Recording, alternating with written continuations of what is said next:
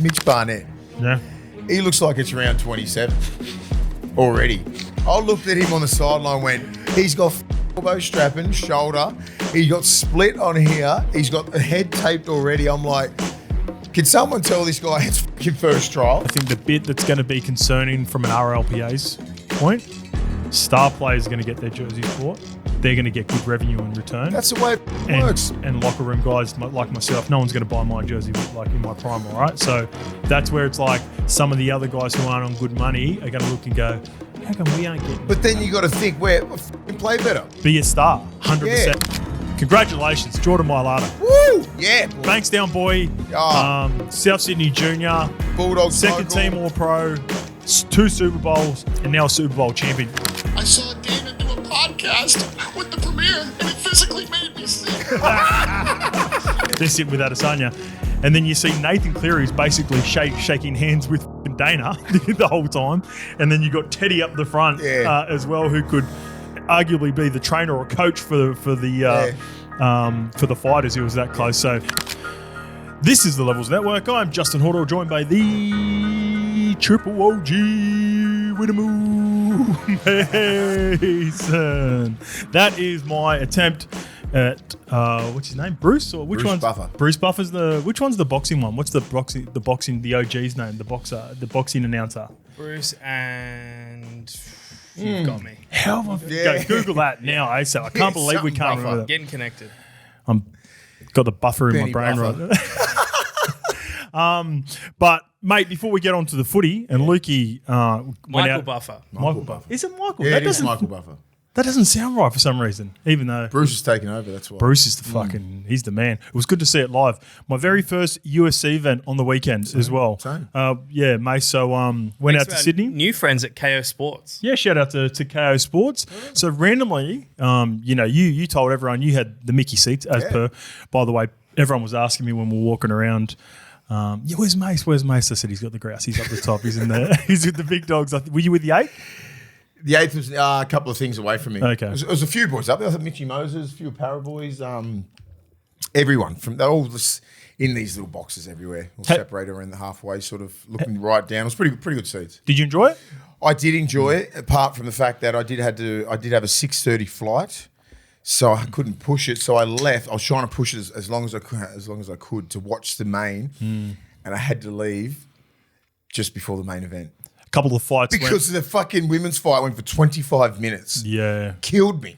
By the Absolutely way, killed me. One of the worst fights I've ever seen. you reckon? That fight was terrible. Nah. Come can't on, agree with that. man. Nah. It was just, the styles make fights. Yeah. Sure. One of them just wanted to wrestle, and Zhang Yeah. just wanted to knock the shit out of her. And I was like, fuck, can she at least... If I was Dana White, that other bird's never fighting again on the main card. It was that bad. It was all she tried to do was do takedown. But that's what she's good at, mate. I know. That's how she wins fights. But mate, it's just... Yeah, she is known. Like there was an interview with, I think it was our good mate Johnny Bernard. Yeah. He asked Wei Lee if you could have one person you want Yeah. in your camp for this fight, who would Khabib. it be? And she said Khabib. Yeah, Habib. Yeah, I get it. I get So- that Khabib's an animal. He'll get you, put you down, But and squash you and beat the shit out of you. She got priced out to, by the fight, she was like a 280, 290 underdog. Wei Lee, and she's the champ. No, So Wei it's Lee- mad. Wei Lee was Wei never Lee- the underdog, bro. Yes, one's she was. beating her. Yes, No, she she was. was. She was $2.20 Against to her. $2.30. But I'm saying she blew She out. nearly by had the her in fight. the first couple of Petrified, bro. the first couple of rounds when she was, defending the takedowns. Yeah. What is it? Tatiana Tatiana Suarez. Suarez? Yeah, she was doing a good job early on because her takedown defense was really She's good. so strong. I disagree. I'm with Lukey. She was one of my favourites of the night. And then at the end, Right, I you don't know. must have missed it. I think so. I think I was just going, hurry up so I can watch the main fight. that's a part of That's it. all it was. I think that's all it was. I'm like, just knock someone out so at least I can watch a couple of rounds. Yeah. That's what I think that's what my mindset was. But I was like, how cool was that with that wailing? Everyone was just cheering her. 'Cause Aussie, she was Aussie, going, Aussie at "Fuck the yeah." end? I Aussie- don't know. Like she was just ramping. Did you see the end when Yes. she goes Aussie, Aussie, Yes. Aussie? Yeah, that was cool. I'm like, that is so cool. Like, no, I like that's what I was going for as well. And the other, she's trying to wrestle, but like styles make fights. It just didn't match. Wasn't perfect. If she was a striker, that the other Suarez, Yeah. she's getting pumped. You can't stand with that other. Well, there you go. So you want to see Bang Fest. Zhang's she's a beast. She loves it, yeah. She beat the shit out of. Is it all Joanna that was there as well? Joanna was they there, had a yeah. Bang Fest. You wanted to see that She fight. beat the shit out where they were of us both three. busted. Yeah. Yeah, I saw that one. Yeah, that was good. Yeah. Yeah, That was cool, but it was a mad event. Yeah, it's cool. I could only imagine what like a top tier fucking John Jones, like big dogs, like co-main event, mad. You know what I mean? Like the main events. I could only imagine the atmosphere in Vegas. Imagine a McGregor walkout in Vegas. Yeah. Like the moments like that where you're like, holy fuck, this is crazy. And when the lady was singing, what was her name when she sung Sinead O'Connor sung the Irish song, the anthem. And yes. Shit like that would be, the atmosphere would just give you goosebumps because that was cool as hell on the weekend. And that was probably here. What, Sinead O'Connor sang? Sinead O'Connor. Connor's walkout song. She sung the Irish something. One that transitions into the it was notorious fucking song that unbelievable. So those fights, like the Conor McGregor ones, the John Jones ones, the high level ones, I'm like, when there's like 50,000 in Vegas, I'm like, that's peak sick. UFC. That'd be peak. That would be the peak. I'll be like, yeah, I get it. Because if that's just a little bit, and that's probably on the lower tier of like atmospheres and everything like that. Yeah.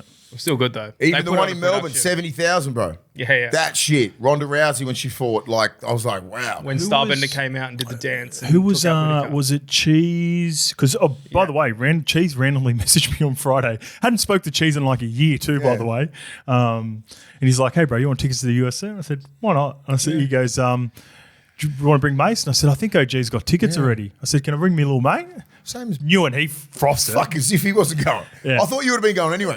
Braith and Ren ended up going out. Yeah, we've seen him. Ren's like, we might as well. I said, because you got like Braith's hooked up with Fox. It was the NRL's who's who there. Yeah, because Braith's like fucking, he's not a fan. I mean, he's a fan, but he's not like, he's sort of like me. We're going to go, if they're good tickets, he'll go. Ren's like, they're $2.5 grand tickets. Yeah, Ren loves that he got from like, I think Fox. Yeah, he was interviewing Duplessis and they're involved somehow. And Ren's like, we got to go. We have to go. You're like this. So a couple of fans come up to me. We ran into each other and they're like, oh, where's Mason? I'm like, come on. Yeah. There's levels to it. OG's up the top. And then Cheese comes back a little bit later on. He goes, oh, I just ran into Jamin Salmon. And we said, where's he? He's like, he's up the top. I said, like, we got Jamin Salmon covered. Right? So then we go, so we're not Mace. So we're not Mace, but we're better than Jamin. Yeah, we got better tickets than Salmon. And then you sit there for a little bit and you go, fuck, there's like Braith and Rennie. They're killing it. They've got like, they're above us as well. And, what about Teddy? Teddy was basically I'm getting there. So I'm walking up the levels. So I'm like, fuck, Braith and Rennie got us covered now too. Yeah. They're sitting with Adesanya. And then you see Nathan Cleary's basically shaking hands with fucking Dana the whole time. And then you got Teddy up the front as well, who could arguably be the trainer or coach for the fighters. He was that close. Yeah. So it's like, we thought we were killing it over salmon. Because I think just say with this, the sweet was pretty cool, right? But like, if you're a purist, right, which I'm not, because you got food there, you got a 3-course meal, you got a full bar and everything like that, and it's comfortable as hell. You're not really mingling with anyone but people in your suite. And I knew everyone in there anyway. It was really good. But like, my mate said, he goes, we've got tickets to be down there next to Adesanya and that. I was like, and I'm not like that. I'm not a fight. I'm like, no way. You know what I mean? It would have been cool if you're a purist. You'd have went, I'm fucking going down. Because one of his mates is one of the best trainers in UFC Australia. I forget his name, but he's a legendary human. I met him. Blonde hair? No, he was always talking to Adesanya. He's very unassuming looking fella, but he's one of the best trainers in UFC. I forget his name, but he's a fucking champion. Aussie? No. He's I think he's Italian or something like that. Okay. So I met him at Gab's at the party on the 26th Australia Day, and he goes, he does UFC, just one of those unassuming people that just tie you in a pretzel straight away. Anyway, he goes, like everyone else there, the front row. Yeah, exactly. He goes, I've got tickets for you, and I'm just like, let's just go up there. Yeah. Let's just fucking, so I can just get in and out. And fucking, whether it's UFC, so whether it's grand final, like that's not your go anyway. You prefer nice, comfortable, watch an event. Yeah. The chairs are comfy. I didn't really move. If someone puts you on the spotlight, you start to get like, nah. Yeah, it's like, you don't like that, do you? I'm watching the fight. Yeah. Here to watch the fight. Yeah. You know what I mean? I was like, yes. That was mine. And it was comfortable, great fucking show, UFC, but like, I missed the main event. On the rugby league part of it, I think with all the rugby league talent around there, there's whispers that they're going to be like Dana and whatnot, a big part of the Vegas thing in 3 weeks' time. So. Yeah, seen that PVL. That's awesome, man. Did you see Dana smashing Australian media too? Have you seen that? Did he? I've got the clip for you. Oh no, it's gone away. Who'd he hit? Who'd he hit? The Sydney Morning Herald, a journalist at the Sydney Morning Herald, was physically sick after seeing the podcast with Boris and the Premier with Dana. Yeah. And Mims Physically sick. Physically sick. Oh Was the my title. God, the poor guy. I know. Yeah. Physically sick. It's terrible. Like spewing, reading an article. yeah. How sensitive So is he? Dana absolutely rinsed them, as he should have. The biggest pussies I've ever seen in my video. Would you say biggest pussies I've ever seen in my Yeah, life? here we go. That's fair. Place that is so tough, and the people, everything on land and the water can kill you. You have the biggest pussies I've ever seen in the media in my life. Yeah, Dana. I was like, I saw Dana do a podcast with the Premier, and it physically made me sick. You guys have to have the biggest pussies of all time in the media here. Listen to Just for the record. Wait, Go the ahead, guy's. what's the question? But go ahead. The guy's nervous because he's media. He's there. Yeah. He's now gotta he's ask- not from the he's not from the Sydney Morning I Herald. know, and he had to ask a question, but it would have been like, he's referring to media. That's not me, but like now I've got to ask a question. Oh my God. I fucking love Dana. Oh, that's awesome. That's Yeah. awesome. So cool hearing with the guys from KO. They were part of the team that put that potty together. So it was cool hearing like the back how that all sort of Yeah. Dana's team reaches out. We want to do a potty. Chris Minns obviously a big part of getting UFC in the first place. So Yep. see what Chris Minns Chris Minns, said. a premier. It's Yeah, cool. Chris Minns come out and said we put 70 mil a year into like the ballet, into art, and you'd argue that that's not everyone's favorite thing, cup of tea either. So why can't it be both ways? I thought that was a really 100%. good way of nipping. It that was in the bud. balanced, wasn't it? Like he Yeah. talked about so that people were talking about taxpayers' monies and all that, and he's like, we have all different versions of art, and you know, there's stuff for galleries and what, and there's a place for that. Not knocking that, but there's also taxpayers that enjoy watching the UFC, and it's just. It's there's always sort of this political thing going on with like really hard left versus hard right. please everyone. Can't please everyone. hard. But here we are talking about it. So that Mims, people are clicking yeah. on that article, getting their ad revenue. This is what from I it. said to That's Cheese. amazing. Mims rocked up the Bulldogs training a couple of years ago. He's like the premier. Yeah. Yeah. The only knock I've got with Mims is he's trying to knock down Moore Park Golf Course, which I'm not a fan of. But I don't get into politics at all. We're not a Go play somewhere else. Yeah. Right now we're. Well, I've got a good Simple. But now Are you good at that hole? no. So they're trying to knock it down, Make it to 9? and Is make that it to it? 9 Yeah, okay, I heard that. for more park area. There's so much park at Centennial Park. Should we get a drone and fly it up there? There's a lot of fucking bush. Anyway, let's not get down there. George For W. the But, third episode straight, we are the US based Levels podcast. Yeah. Hang on. Oh, There you yeah. go. Give that a Come crack. on, Yeah, come nice. Mate, so that's a perfect time to crack that Red Bull because we have an announcement for the man in the hot seat. So Am I supposed to be going out there? you're going out there. Unfortunately, quadruple OG, 6'6" of the best and 120 kilos, cannot fit in a hot car, HOTLAP, out What? there for the V8. You're too big, mate. Not the V8, So- like whatever it's called, like the new, like the supercar thing. The supercars, Supercars. Well, they wanted him in and he couldn't fit. you're going in. Lukey, you're in the hot seat. So Stop it. we're going to be heading out with Red Bull. How good's that? Apparently, Sucks for me. Unfortunately, I'm away for a wedding in Bali. Unfortunately. But yeah, get to do a Lukey, hot lap. you're going to be taking the spot. So That's you've just gone from no camera time to being the face of Red Bull I for the hope hot he's lap. flying too. I've always wanted to do that. Yeah, that's a bucket list for me as well. Are you Damn these are you genetics. excited to do I it? used to have like the. Doesn't model interest car. me Yeah, one I bit. fucking love that I'd shit. shit myself. I love No, anything on land, I'm sweet. So Okay. like if Red Bull, like, hey, we're taking you bungee jumping or something. No, thank you. Yep. But I'll do all that You're- shit. you're- a hot keen for the lap. hot lap? I watched Bathurst when I was a kid. Used to have like the V8 SS Commodore model in my room as a kid. That's mad Yeah, then. yeah, that's sick. That's I'm jealous because I love that shit Is as that well. legit? That's Like, legit. You're legit. locked in. You're So in the when hot seat. we're supposed to be out there next Monday. It's not you, it's me. Yeah, fuck you. You still go get go some out and support content. the big fella. We'll get some content. Gotta go and support. I'll film you.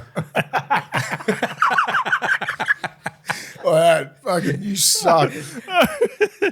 Oh, Mace is going to touch up on his editing skills Yeah, this week. I'll do it all. I'll do your job, mate. No, because we were supposed to interview a couple of the drivers. So I think it's Brock. I'll get the drivers' Oh, that's names. cool then. But Yeah. yeah, Brock, whoever the team drivers are for Red Bull Racing. Yeah. We were supposed to go out do some content with them. Big league fans apparently too, so it Awesome. should transition I quite wouldn't well. mind just like sitting in Brock the and Will. Brock and sitting Will. in the driver's seat, maybe. Yeah. That'll do. Yeah. We'll get a trailer. I probably can't even fit in that because they're like little Daytona chairs. Yeah. Wow, how good. Anyway, that's cool. Good luck, mate. Yeah. Thank you. Yeah. They get moving. Obviously stoked to be getting these opportunities with you. Red Bull, but Thank you. I'm not a... Thank my genetics for being this big. That's what you should thank. And thank Corey Norman for having a wedding in Bali at the time, because I probably might have been able to, No, to you step would in. have. Squeezed in? Yeah. Pardon? You would have squeezed in? Yeah, I think I would have squeezed in you would have at made yourself. 6'3" and 100 of the best. Also, the Super Bowl was on the weekend, mate. Awesome. Domination. You went down to Melbourne. How was your gig? Well, that was pretty good because I had to go for UFC. So it was just a full-on sport weekend. Saturday, I was out at Hammondville watching the Harold Matts SG Ball. Went back home, had a little bit of a break, a little bit of a nap, chilled out, and then UFC on the... Is it officially the first week, or is it still trials for SG Ball? It's second. It started second So week. that was the Saturday, and then the Sunday. So I chilled out at home all day, had a barbecue, Ren come over, chilled out a little bit. So Sunday, trained in the morning, went over to Place House where the rendezvous point was to go. One of the guys had a Maybach four-wheel drive. Oh, have you ever been to Maybach? No. Yeah, Or they it was like the SLSs, but Oh, just the souped up a little bit SL600. more. Yeah. I didn't even know what a Maybach looks Bro, like. I've just yeah, heard like it it in is like top- Mercedes. Yeah, They look it's the like top of the range. Like my one, but it's Yep. just like the S600. Like it's crazy. Mine's a 450, but theirs is like top of the range. And this guy picks up. His name's Sammy. He's pretty big dude, big dog in his world.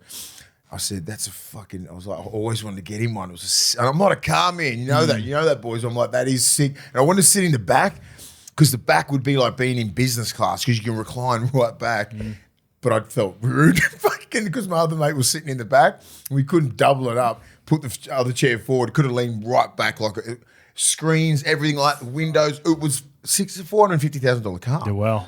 I said, I would not pay that much money for that car, but if you got that much money. Anyway, so we travelled out in style out there, which was pretty cool. And then got in there, had a great, because we got there about 12:30, I think. So I watched most of the fights. Then obviously busted out of there, straight to, so I got in a rush. So this is the story. Was in a rush to get out there. So I get there and the plane's delayed by an hour and a half. Oh, So I sick. could have watched it. And then, so I didn't get into the hotel till like 10 o'clock. Woke up. Luckily, it was at Marvel Stadium, which was pretty cool. It was a great setup. Oh, wow. Yeah. So have it on a big screen in that there? It was in one of the rooms. You know, one of the rooms at Marvel. I'm not Like sure a if you've been. It's corner? just like a bar. There's a bar and there's seats. Is Marvel Melbourne Storm Marvel- Ground? Yeah. Yeah. Yeah. No. No. No. That's No. Amy. You remember the old Etihad? The old Etihad Yes. with the roof closing? Yes. That's Marvel now. Okay. So the AFL own that. Gotcha. They own it, yeah. So it's pretty smart. Yeah. So we're in one of the rooms there. There's probably about 500 people there, like 3-course meal, food, just like drinks. Everything. I didn't even have a beer. You didn't even. Not You didn't. one nice. beer. You didn't have Drake with you down in Melbourne, consoling him during the halftime performance. That was brutal. Anyway, did that, and then I was home by like 7:30. Yeah, nice. Yeah, so it was good. So no, zero damage done all weekend. Because Yep. I told you I think I might be hanging the boots up Yeah, we'll go for a while. nice and clean now for a little Yeah. bit. Get our training. I feel too good. I just don't. Life's a balance. I always say that. We'll have a crack every now and again, but just nothing is brutal. What's on the for us? I guess schedule wise, the next big thing for us coming up will be Magic Round. For Magic sure. Round in May. Once we get into Magic Round at Origin, that's when we normally Yeah, it's hard to go up there and go, I'm not having a beer. we'll like, drop the because shoulders it's- up there. We can drop the shoulders there. Origin, you can drop the shoulders. We're always pretty smart we get our shit done first. Right? Yeah. And then we have a bit of a party. But how good was the halftime? Halftime speech. I mean, the halftime Kendrick. And I went home last night and watched it. Rewatched again. it? Yeah, I was like, oh, those songs, man, little subliminals flying everywhere. Imagine him They watching weren't it. subliminals. They were Yeah, very no, direct. but I'm like hitting him and he goes Drake and he was smiling when he said Drake and at the end it's like game over. Who allowed all that? I love how he teased it to begin That's with. what I'm saying. Little And it things was like like he that. teased it at the start, and then He's it's a like, oh, he's gonna psychopath. do it, and then build everyone up, and then he went away from him, and then come back. He's a little psychopath. What about Samuel L. Jackson? Yeah, he's cool. I love him. Samuel. Whatever he Politically does. layered halftime. Yeah. Mixed reviews. So Samuel to There's mixed reviews on it. Yeah. Why? Well, what do you mean? Tell me. Because a lot of people were wishing he played more of his catalogue and he used it as the opportunity to proper have a crack at Jake. Drake. Obviously, he was going to do that. Of course. But I think a lot of people, like, he didn't play Money Trees. He didn't play a lot of his catalogue that sort of Played got him to Humble and where he stuff is like now. that. He played a Like, few. Yeah. He did, but like he lent into the new stuff, which like The a lot of the people GCA, whatever it is. GNX album, GNX, whatever. which is like it's a great album. Don't get me wrong, but like I know a lot thought of that people, as well. A lot of people at like the venue, which is sort of just chilling. It's a weird one. Like Yeah, it's It is, but it is made for the internet, the halftime thing. I'm fully aware of that. yeah. So the couple of factors. One, when you do the halftime show now, before you used to get paid, now you don't get they paid don't get because of all the revenue that you get from 50 playing it. mil from doing that. the You know, streams, once mate. you know all the streaming, so it makes sense to play songs that you want people to Yeah. listen and stream. And I guess the second part of it is like he's a mad rapper, but rappers aren't necessarily great performers. Like when you think of Aesthetically, pop, I think it looked great. you know, like it was good. I liked it. I thought he was smooth. Like Yeah. the choreography was And he good. sung it most But of it's it. not natural for rappers to But do he that. mostly sung it, which is different. A lot of them don't sing at all, like Rihanna. Just say so. Rihanna was totally opposite. She just Exactly, sang- 'cause it's she about sang- performing. But she sang her whole catalog because she's been on the bottom for a fair while, and everyone just went, "Oh fuck, I forgot how fucking cool Rihanna was." Yeah. The whole 2010s. Same with Usher, same with yeah, The Weeknd. yeah. So they all sing their old shit. Kendrick's the king of the world at the moment. Do yes. you know what I mean? Like, so he don't have to go back on his catalog 5, 6, 7 years ago, 10 years ago, because he's still the shit. Rihanna and all these guys and Usher, they're fucking done. Well, see, for rappers and getting to the point, it's more about the lyrics than it's actually about the performance. Like, Yeah. that's why They're not people were. performers. That's why people. Serena Williams still in the Crip War. Yeah. So for example, like if you go back to Dre and that, when that's rapping, they're not like as in. And there was 4 of them, 5 of them as well. Their bread and butter isn't performing; it's just the lyrics that Yeah. they're pumping. So to have different artists pop out, that's what made the Yeah. event. Whereas like with Kendrick, he just like it's the lyrics that. So if you don't like the lyrics or you're not into that, You would then hate it. you might not necessarily have enjoyed it as much. And I go liked back it. to the Coldplay, Bruno Mars and Beyonce. That was one of the best halftime ones because there's fucking shitloads of people out there having dance-offs and the music, 'Cause the they're drums, performing. and it's an actual performance. It's so less you're about the looking at lyrics that, and more about the And then you got performance. Kendrick because he's the hottest singer in the world at the moment, and you got to listen to the lyrics. And if you don't like his music, you would hate that halftime show. Circling it back to rugby league while we can, because we are the rugby league course. podcast. We've been reminded Kendrick many just a signed with times in the the DMs. Kendrick just signed. Halftime entertainment, NRL Grand Final, we got yes it. or no? We got Or to do pick. you like the way that it is at the moment? Last year we had the Kid Leroy before the game with a big. It was quite a good concert too in that sense. Yeah, so because NFL was so stop-start and there's a lot of pausing, you have an extended time for a Super Bowl break. I don't think you can do that for league. It's too hard to stop because we're an endurance game.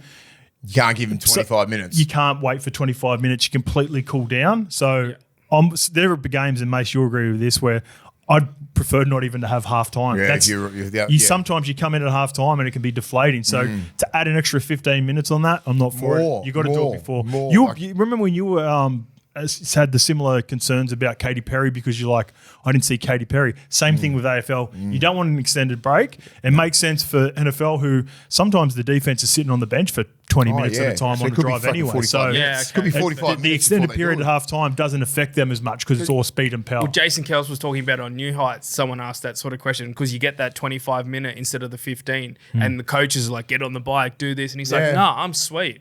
Just 10 minutes is nothing for me." So Yeah. I didn't even think League that is was so the different. It's like they need. Imagine if you warmed down for 25 minutes, how hard it would be I to start the fucking hate second it. half. It's never going to happen. couldn't do So it. they just need to do it before it. I think we should. Someone's got to take a leaf out of the NFL book. How they do it. You know, you get to the final, have that week off, promote the hell out That's of the one. Promote the hell out of the game, get people out here, and like you can get as many superstars as you want if you can.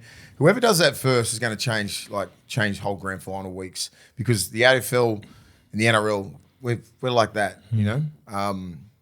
So the NRL just go, all right, we'll just try and take a week off, and then you let all the players heal for a little bit. Because just say if the Eagles played straight away, you were saying a couple of their O linemen were busted. Yeah, Dickinson and Jurgens. 1 week off, then everyone's full tilt, right? So just say you're going to have all these little troubles with a couple of little injuries. No one's fully fit by the end of the year. You take a week off, you get to prepare a whole nother week. You get to do these, you get to do promos, you get everyone out celebrating the teams, you get old players, former players, all this sort of stuff. Whatever the club thinks. And then go into the grand final week. Yeah. I think it's something like that. I've been saying that for something years. like we have. Something like that should be on. And PVL's he's very proactive with stuff like that. You should be looking at that thing and go, okay, maybe that could work in league. Have a bit of a week off, you know what I mean? Get the players, fresh, because as I said, no one's fully fit, but I think it would be something cool, man. And some was Kid Leroy there last year? Was he? Yeah. Kid Leroy did the start. That's a bit better than a Tina Turner fucking dramatic bullshit, right? Something like that. Well, get someone. Yeah, I know it's very nostalgic. Very nostalgic, but you got to get some people out there if they want a new age of fans and a new generation, a demographic of 18 to 30, right? They're not listening to Tina Turner. You know what I mean? Like you got to get the Kid Leroys, It's the money, other mates. people. Like the money that we Yeah. have compared to the NFL's I chalk know. and cheese. Kid Leroy's Yeah, a you're fucking superstar. Kid mate. Leroy was awesome. But I think that's he what I dropped his mean. price because I think Yeah, he because he's a fan. understands the culture. Yeah, he understands the culture. He's a Redfern boy, so it makes sense to get him. Would have been cool to see Kid Leroy at a South Sydney grand final. Would have been. That would have been That unreal. would be mad. Him up there in the South kit too. And then we're limited for options too, because at the end of the day, We got money. We had imagine money. if how much would they? Sorry. How much would they be charging to try and come out here? Sure, and it would work a little bit with the streams and everything like the NFL, but on a smaller scale. not even fucking close. Not on a smaller scale. Like Percentage. way I'll smaller. see if there's an article. Move on, and then I'll try and come back Probably and see what Leroy got paid. 10,000 songs. Yeah, he's for sure taken hometown hero discount. Kid Leroy. Just like dig into the little savings that we got NRL and just pay that.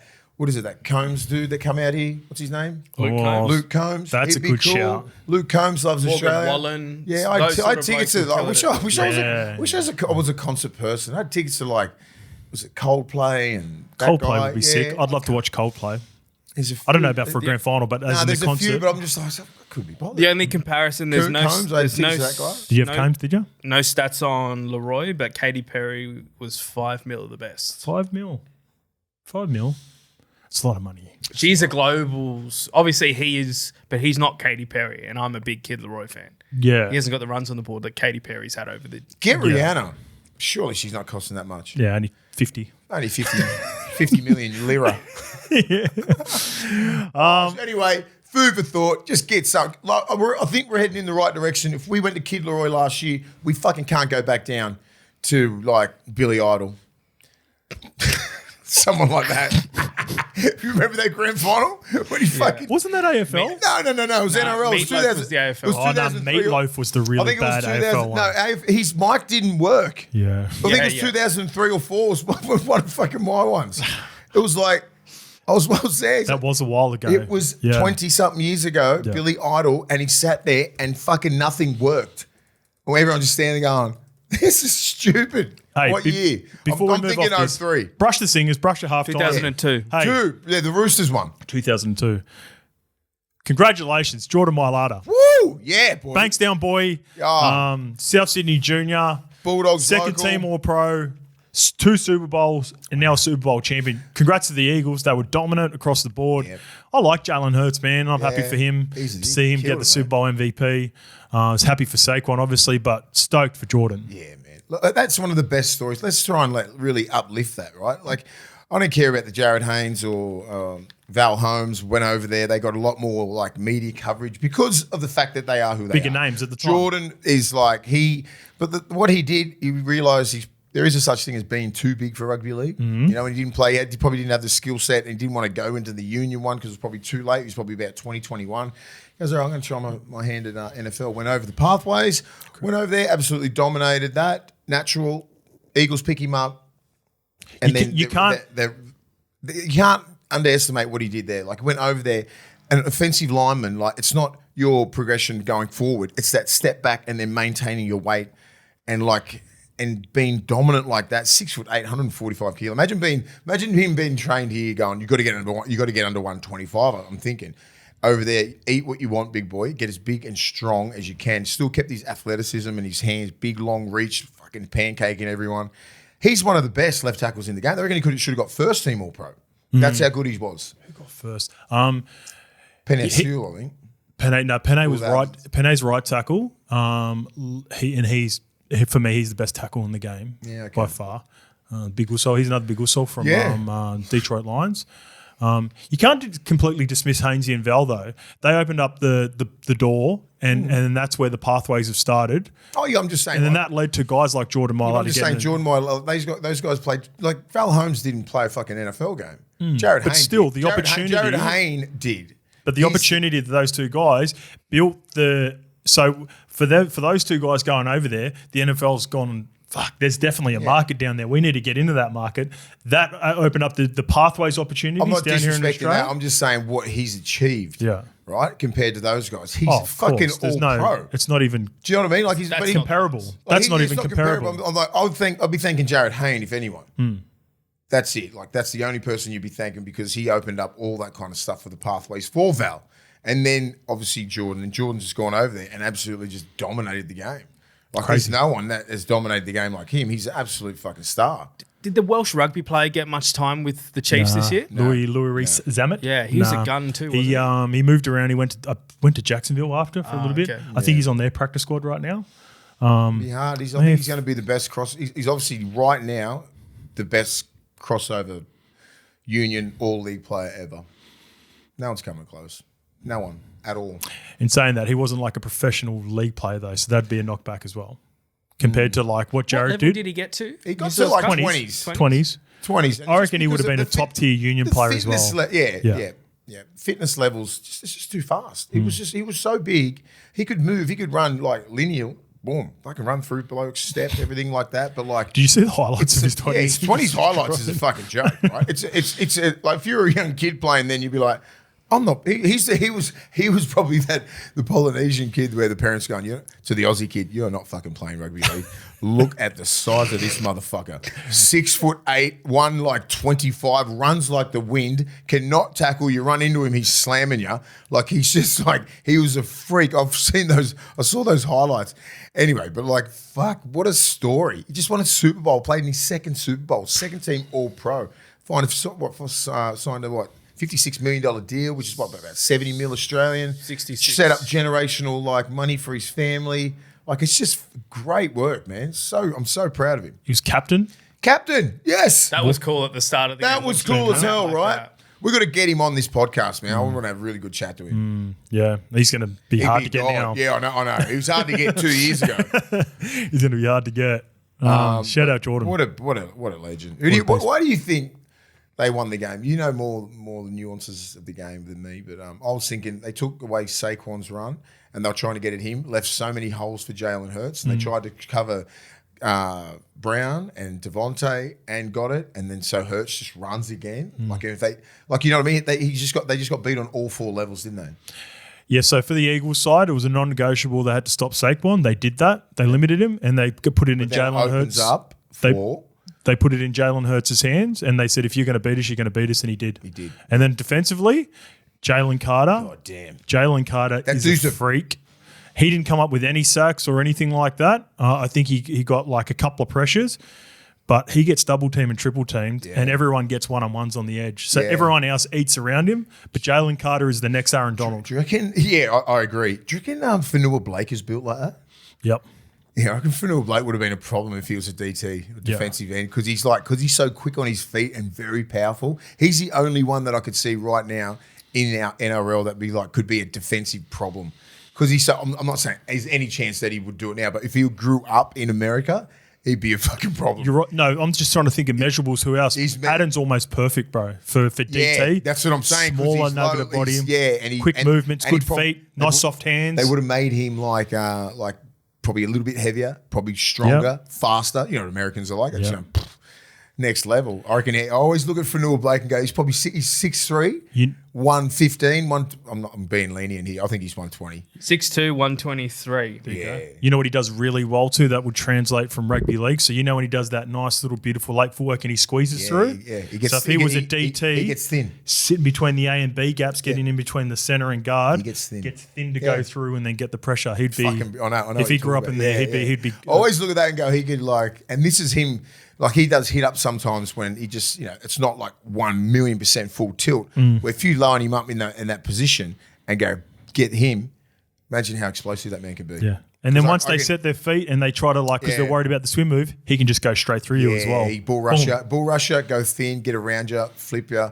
That's what Aaron Donald. He's Aaron Donald's build. Yeah, I reckon I think that'd be pretty close. And I reckon That'd be they pretty would have close. And made Jalen him way more like heavier but more ripped. It's a different sort of body they would have gave. Don't him have to over worry there. about fatigue. Yeah, and that's my shout for anyone who could cross over in on the defensive line. I like it. That's a good comp. I look at him all the time and go, fuck, he just looks like that sort of movements, but powerful, like always moving people out of the way, low center of gravity. But yeah, did Kansas City, other than Mahomes, did they play fucking awful? Or was it just me thinking Mahomes just played terrible? Or did Philly just dominate on all three levels? Yeah, they dominated all three. But Paddy was spooked early. The picks were terrible. The Paddy was spooked early. I haven't seen him like that since the Bucks Super Bowl. But that was like they've improved their offensive line out of sight. That's like I keep going back to Jalen Carter. Jalen Carter's that much of a beast, and they have they were rotating guys as well. So they've got multiple guys that they've drafted in the first, second, and third round that get after the quarterback, and he was just spooked after he got hit a couple of times. He was like after the first read, just How many looking times did at he get sacked? 7 or 8 times? I think so. Something like that. They got sacked, 2 or 3 times in a series once. Yeah. Crazy. And Who was the other guy? Well, Jalen Carter's 98, and he was the biggest problem. But who was he opening up the gaps for? So 91? Milton Williams had a bit of joy. Josh Sweat had a bit of joy. Sweat, yeah. Keith Sweat's brother. Keith Sweat. Yeah. Brendan Graham come back, the OG, quadruple how OG. good's that? Yeah, he's like 38 now too. He come back. He was a got injured around situational all the part. bullshit with AJ Brown and that. Yes, Remember? that was him. I thought he was done for the year. Yeah, he Fuck was yeah, supposed to be. that? Yeah, they got him back for the Super Bowl. Wow. So that'll be him. He'll be done now. He'll retire. But even like their guy, Nolan Smith, who was a first, second rounder That for guy. him, he didn't even get any sacks in this one. They I think they've got Hunt in the second round. Mate, they had 5 or 6 guys on rotation with Jalen through the middle and big Jordan Davis too. Yeah. So those two guys, That Jordan Davis guy's a problem. Jordan Davis and Jalen Carter, they were the 2 defensive tackles ends for Georgia when they were dominating through college 2 or 3 years ago. Huge humans. Philly drafted them back drafts in the first round, like top 10 picks, and they're going to dominate They've through. been the good, middle. haven't they, with their picks? Yeah, Cooper DeJean. Yeah, Cooper DeJean. DeJean. He's a gun. He's a gun. Pick straight to the house as well. That'd be way more defeating if you're like a part of your offensive line and everything like that. And it's like a pick 6. Pick That 6, hurts, yeah. that hurts. Yeah. Anyway, well done to Philly. Well done to Jordan. American well done. sports, are we done now for the year? Until the World Series. I mean, We are the Levels Network. We will speak about whatever we speak what we want to speak about. All right, we've got this. Let's kick it off with some replies, and this is I don't know how to put this comment. This one comes from Brah. RU9. My partner is from a different culture that has different standards around speaking and manners. Anyway, by her standard, you guys are always screaming too much, and she refers to you as the shouty boys. She will criticize me for listening to the shouty boys too loudly when she's trying to sleep. Sometimes when she wants to get rid of me, she'll tell me to go listen to the shouty boys. I reckon you should rename your podcast the Shouty Boys. Do we shout that much? This is a genuine question. What culture is your partner from? Out of curiosity for me. And boys, do we like changing Levels Network to the Shouty Boys? Are we chance? No. No? I want to know what nationality she is. Yes, so do I. I'm thinking maybe Japanese or something. Yeah. Quite a Maybe. quiet culture. Very humble, very quiet, very respectful. You hear 2 blokes like us Just screaming at each turn other. that shit off. The Shouty Boys. Yeah. I like the Shouty Boys. Because it can't be South American, South Latino. They don't give a shit. Yeah. They're pretty loud. Yeah, you're right. I think It'll it's be some somewhere sort of in Asia. Asian. I reckon Asia Pacific. Asia Pacific. Yep. Yeah, I'm going with that. Yeah. So hit us back, bruh. I'm going to go Thailand. Bruh, hit us up. Hit us back, bruh. And the partner, if you're listening to us now and you heard us screaming through the Super Bowl to begin with, apologies. Go back to bed. Sorry.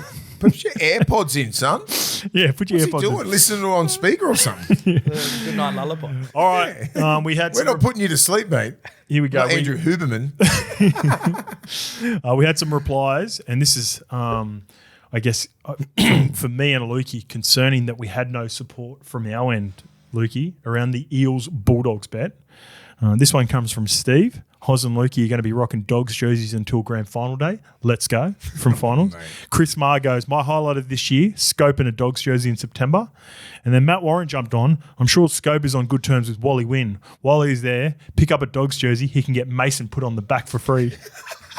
But not one Eels fan. So that shows that we're heavy dogs on this podcast, and that is a reflection of me again. And I'm sorry, we need more Eels fans jumping on and supporting me, because there was not one message of support for my bet on the Eels. So either the Eels fans are nervous, or we've been so pro Bulldogs now for the last 2 years. Maybe because they're just like the Bulldogs. When the Bulldogs aren't going good, you don't really hear much of them. Parramatta was going good about 3 years ago. There's a lot of Parramatta. That was before we started. We missed the jump, didn't we? They'll be back. All right. This one comes from Peter Harvey, son of Harvey Norman. Hey guys, big fan of your podcast. That doesn't make sense because of the last name. That sucks. Leave it in. Hey guys, big fan of your podcast from Toronto, Canada. Are you coming over for NRL Vegas again? No, we're not. No, I was going to go, but I thought next year. I know Uncle Gus? Yeah, Gus said, I think, the Bulldogs will be there next year. Be a lot easier to organise. Yeah, I don't think they're definitely there publicly, but they're making a lot of noise about being there I'm pretty sure, if I'm a betting man, I think the Bulldogs will be there next year. And if I'm going to take a group over, like you got so many Bulldogs fans. I'll jump on that one too with the Bulldogs. Yeah, there's like 30, 40,000 members that we've got, the amount of sponsors and everything. I think if that fits 65,000, there's going to be 25, 30,000 fans, Bulldogs fans, because they just love following, and it's fucking Vegas. You know what, too, it's Luke? Vegas, man. So it's like we'll take it over. You know what, as well? There's a good chance it's the Eels. So I think it's Parramatta as well. They'll rotate teams, and with the 8 teams that have gone over, Para will be playing the Bulldogs. That'll be the first rivalry game they've sort of taken over there as well. So I think they had Souths and Roosters. They could have played them, but they didn't play against each other, though. But they were just over there. In terms of the game, yeah, they should have played them two against each other for sure. They need to, but then that's such a big game back in Sydney, so that's why they tend not to do it as well. There you go. So going back to the NFL stuff that's coming over now, there's going to be a game in Melbourne. It's been announced that it's the Rams. They haven't announced who the opponent's going to be. Now, people were trying to guess. Same thing. They wouldn't do a divisional game over here in Australia because there's too much at stake for the divisional games, which we've talked about before. So you're right. South Sydney and Roosters wouldn't want to take that game and play it overseas because it's too good here in Australia. Depends. Yeah, you don't know what they're taking the Vegas stadium on numbers. Well, they're turning up regardless. Yeah, I know. But you want what are you paying? What are you paying anyway over there to play? There's so many things that we don't know. All right, let's get to the replies for this week. And this is off the back of the names on jerseys, which we mentioned last week, Mace. This one comes from Jay Gibb, and I love it. This is the comment of the show, which will go in for comment of the month, which will go in for comment of the year for our golf day. In relation to the names on jerseys, do you think the reason the NRL was opposed to this due to the fact that it will result in the players asking for revenue shares based on jersey sales? Right now, there are no metrics as to how much players influence merchandise sales.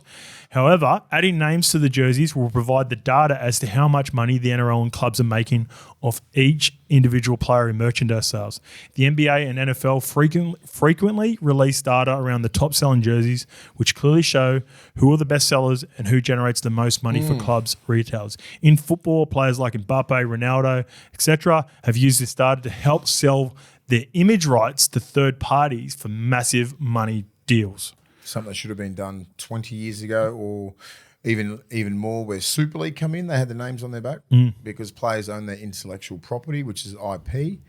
They've kept our IP for years, therefore they can use our face, image, likeness on anything. Just say VB's a sponsor, KFC's a sponsor. They can use your head on anything and not pay you a cent, which I think is so fucking wrong. I think one year I was in the Aussie side where VB was the sponsor and they used myself, Cam Smith, blah, blah, blah, about 4 people, and they went, can't do anything about it. So my manager rang up and just said, you can't. And then they ended up giving us like about probably 30 grand each. Gotcha. But it's just not enough. Like imagine having, being Billy Slater wearing number 1 for Melbourne, for Australia, for Queensland, and just have them all sold, during like that whole year. You're making you are Sonny Bill. Do you know what I mean? Greg Inglis, all these superstars, Andrew Johns, Jonathan Thurston. These players, like you played for like 10, 15 years wearing pretty much the same number, unless you go to another club or whatever, you wear 11 or you wear 10, you wear whatever. Like, it's just money coming in all the time. See, that's where it won't matter whether you move to a club. So he's 100% right with the I know metrics. that, but just say, like, that's how the game's being run, and it just sucks. And I think the RLPA, everything should be fighting for our IP. That's the main thing. I know it's great how the salary cap's gone up and everything like that. The women's game's so great, but these little things like this, like with cards, with everything like that, they just keep everything. I don't think this is like, it feels like it might be a minor change, but I reckon it's going to be really beneficial for the players. I reckon Jay Gibbs nailed it. I reckon he's done. Once you get metrics, and I hope it does. You can go back to your management. Like, you went back to your management going, VB getting so and so. Like, we should negotiate. We might get a fee back. They're going to have data that's going to support going back to clubs, going back to third parties, going back and going. Like, star players are going to just absolutely benefit with the jerseys, and for sure. That is 100%, in my opinion, why the NRL have been reluctant, or AFL, or any of these other sports. Like, this is just extra revenue and extra incentives for players. I don't think they care about the dollar. It's more the negotiation. Yeah, it sucks. That it gives. For sure. Because of the sponsors and everything like that, they get to use your likeness and everything like that. It's full control. It's full control. Yeah. Like, where the NBA, there's no sponsors. NFL, there's no sponsors because they're owned by billionaires, right? So you get your share if you sell the most jerseys. Where you're sponsored by KFC is sponsoring a shitload of teams. Everyone's got their own. Like, you got Kia, you got all this kind of stuff. But like, you could be doing photographs for Kia if you're a part of the Broncos. You're not getting a fucking cent. You might get a car while you're there, but you're not getting a cent. They can use your image, likeness, and everything like that for years. Just quickly, back to the NFL and NBA, they do have sponsors, but they're not that little bit there. Yeah, they're not because they come. Yeah, you're right in the billionaire aspect of it. Because of the game day experience, they have more opportunities to put sponsorship into breaks, timeouts at the stadium, so that it's not like they're forced. A big part of revenue and sponsorship is jerseys for here in Australia compared to what it would be like in the States. And I think we could, a lot of kids, they buy a lot of merchandise. Players, they love the players. They love they love everything about the game. So of course they're going to buy their jersey. And if you buy a Billy Slater jersey back in 2004, you'd be wearing that for 20 years. For sure. You know what I mean? Like, the vintage one, you'd be wearing that around. Just say on another level, New South Wales started doing it. Like, we have our names on our back anyway, but you can't buy a Tedesco jersey with one on it in the last 5-10 years. You can't. You'd have to put it on yourself. They should be selling those anyway because they know Teddy's going to be the number 1 for the whole series. They know the lock players are going to be, like Jonathan Thurston's going to be the 7 for 10 years, right? Imagine you selling that Queensland, selling number 7, and you got Cam Smith at number 9. You got the guys that are always going to be there, and for New South Wales, you're always going to be there for the next 5 years. Just print them out. They should be making money off that. The Queensland thing, the Australian thing, and the NRL. Do you think... Oh, sorry. I've got some more points on it too, so I might be able to come back with you, Lukey, but keep that thought. This one is just different takes, different angles on it. This one's from McCreasy. In regards to names on jerseys, what about individual numbers? That way special players can be celebrated and have the fanfare of retiring their number, as well as boosting the competitiveness of players in wanting to be that guy. I'll give you an example on this one, and Mace, we'll see if you agree with me on this. I don't like changing and just randomly having numbers. I like having squad numbers like they do because we had that in the Super League. And this is where the competitiveness comes from. We all know and associate the number 1 to being fullbacks. And there is a part of you in the Super League, if you're not familiar with it, when you come into a squad, a big name like Willie Mason, as long as he doesn't come late into the season, if you come at the start of the season, then Mace is going to get that 11, get 12, get whatever he wants because he's the big god, he's the marquee player.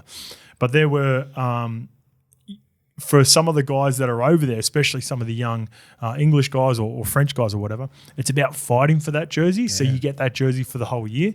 Now, there are also examples of players coming over who go over and they might get a 23 squad number. And people want that number because Yeah, I got that one at Hull KR. Michael Jordan, LeBron James, they associate it with that. So they actually don't want to move off that number. So that's fine. You can keep that number. But I like the idea of competing for that because I think for the most part, the way I liked it in the Super League was you earn that back. Like, for example, going to Wakey, when I'd got there, a couple of good mates of mine, Danny Kermon, Matty Ashurst, they were 11 and 12. Even though I was starting, and I was always going to start at Wakey to begin with, I ended up losing that spot. They gave me the 14, and I was like, that's like I didn't hate it at all because those two guys had earned that jersey. They'd been there for 5+ years. Danny Kerman was a legend of the club, well beloved, just a great locker room guy. So I'm like, give me the 14. Like, it doesn't bother me at all. And it's like something that I feel like if I'd stayed there longer or I had ambitions to stay there longer, it's something that I would strive to have earned. Yeah. But I was happy for OGs that had come before me to have that jersey. It's fair. We had another comment that was almost like tying it to the top 30 each year. Yep. Do you think that's Here we like go. Super League? Does that? I got this comment as well, and then maybe this is where you're going as well. Jacob Papley comes, "Hey boys, Owen from day one and Parramatta Tragic. Love you, Lukey." That's why you read it. My take on the names on jerseys, I would absolutely think names and numbers on a jersey would be a huge upgrade to players' marketability, and NRL doing its best to keep with global sports. League teams have 30-man squads each year, so your squad number that year should be your jersey number for the year. That's what we just talked about, Jacob, and agree. How cool would it have been to own a Ponga 27 jersey from North Queensland when he debuted? Because he was a squad member back then when he would have only had a game, right?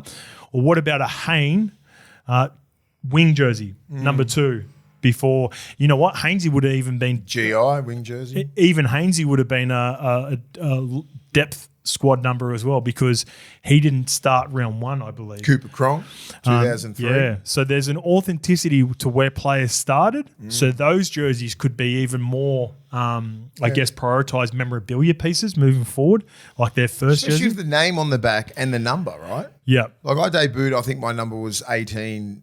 Do you know what I mean? Like, because you're like, in the part of the mine was squad. 18 as well. Yeah. You know, and so. But it probably would have been for me because I wasn't expected to play first grade that year. My number would have been like 30, 31, 32 or something like that. Yeah. I would have liked 33 because I'm a Scotty Pippen guy before he lost the plot recently. but there is some great points, and I think the NRL really should look at this. Yep. They really should. I think if they do trial it out in Vegas and see how many players, how many fans actually buy these jerseys, Yep. I think the best test will be the Bulldogs next year when they go to Vegas and they have fucking Jammer was on. You that where you're going to go, Lukey? Yeah. So Jammer had Andrew Abdo on it. They're looking into it. So there's they're smart. They're capitalists as well. As long as everyone eats, you know what I mean. Like the players aren't going to get the full deck of cards that we think we're going to get. You know, like with all these other sponsorships. I just think. They whatever the jersey sales are, you'll get a piece. Normally, the RLPA like to come out on these issues that for the players and sort of have their take on it. I haven't seen anything. I think it's delicate. It's delicate because I've spoken to Udo about this in depth, and it's fucking. There's a lot of layers. Yeah, so I think the bit that's going to be concerning from an RLPA's point, star players are going to get their jerseys bought. They're going to get good revenue in return. That's the way it fucking works. And locker room guys like myself, no one's going to buy my jersey like in my prime, all right? So that's where it's like some of the other guys who aren't on good money are going to look and go, how come we aren't getting But then you got to think, fucking play better. Be a star, 100%. Yeah, like you just got to you got to think, oh, well, I want to play Origin one day. And like just say if you're a 20, 21-year-old kid, aspiring young kid, you're in the system, you could be a superstar. And you're not gonna go, oh my god, Birdo's getting so much money for being a superstar. That's what comes play with better. I've got to be Matt Burton or Kickout or Crichton or all the Katoni Staggs, all these superstars in our game. I want to be that. Every player who plays the game wants to be that. What if you get a split based on your contribution to the salary cap? Each team. See, this is where the negotiations and chat will be around. It might be around like obviously the core players and the top guys getting top 30. A lot larger a chunk, and then maybe there's a little sprinkle. So to I'm some saying, of the other guys. Let's say Bulldogs, for example, they generate, just for an argument's sake, $100,000 in player revenue for the jerseys. Go on. Yep. Off the back of that, the whole top 30, based on your split in the salary cap, you get X slice of the pie. So if you're on $1 million, you get, what's that, 1/7 of that revenue. No, I don't think it should be determined by the salary you're on. No. It should be determined by the sales. How many jerseys you sell. So then you can't differentiate that's my point with it. So your point was that the top players are going to sell more jerseys and the other players aren't going to get any slice of the pie. Yep. That's the issue. So to fix that, it's just based on the total club. I know it takes it away from the individual player making the money, Yep. but as a first step to sort of make it work, could they do it like that? Nah, fuck that. The players won't. I mean, if you're a superstar, you get the jersey. But therefore, you're still going to get more revenue because you've got the biggest slice of the pie. But still, yeah, no, doesn't matter. Even And you technically earned that slice. Of the Yeah. pie. he would That's go. it. So you get This you is get why it. we're perfect for Yeah. together, because he 100% would have got it. It's up to me to play better, to sell more jerseys for me to get my cut. That's the way I'd view it. I wouldn't be jealous that Mason's selling more jerseys because he's a bigger star. But you said that was a holding point. Yes, it might be for some. But my argument back and being that guy is that's how I would view it. But there would be other guys be like, no, I want some peace. And I reckon that's what's holding it back. And I just honestly don't think it'll be that big a deal when you're not going to be earning hundreds and hundreds of thousands of dollars. That's my other point. I don't think everyone's going to, it's going to make heaps of money. It's not going to make a huge slice of money. Just say if you get an extra... That's because you've got to spread it around everyone. But if you give it to the main key guys, they could make an extra 50, 100 grand off it. Like you can't say Latrell's jersey ain't going to sell and have number one on it and he's going to sell, just say, I'm not sure, he sells 5,000 jerseys or something like that. And I'm not sure what percentage he gets of that, but that could be easy 50 grand for him. You know what I mean? Like if you're selling 1,000 jerseys, 2,000 jerseys, 5,000, I don't know. Like these superstar kids love these guys. Trebojeviches and Latrells and Walshy, Ponga. the Walsh, the Pongas. Like their jerseys are going to be way bigger than anyone else because they're household names. Young kids love them. They emulate them and everything like that. Imagine back in the day, Benji Marshall's jersey. Do you know what I mean? The 05 one. Yeah, just him as a player. Kids love him. Like Sean Johnson tried to emulate Benji. Benji was the OG of all that sort of shit. You know, like all these guys. Like I tell you who dwarfs everyone. The Hain plane would have Hainsey. smoked everyone. JT. He was number 4 in the NFL at one point. Yeah, I had one.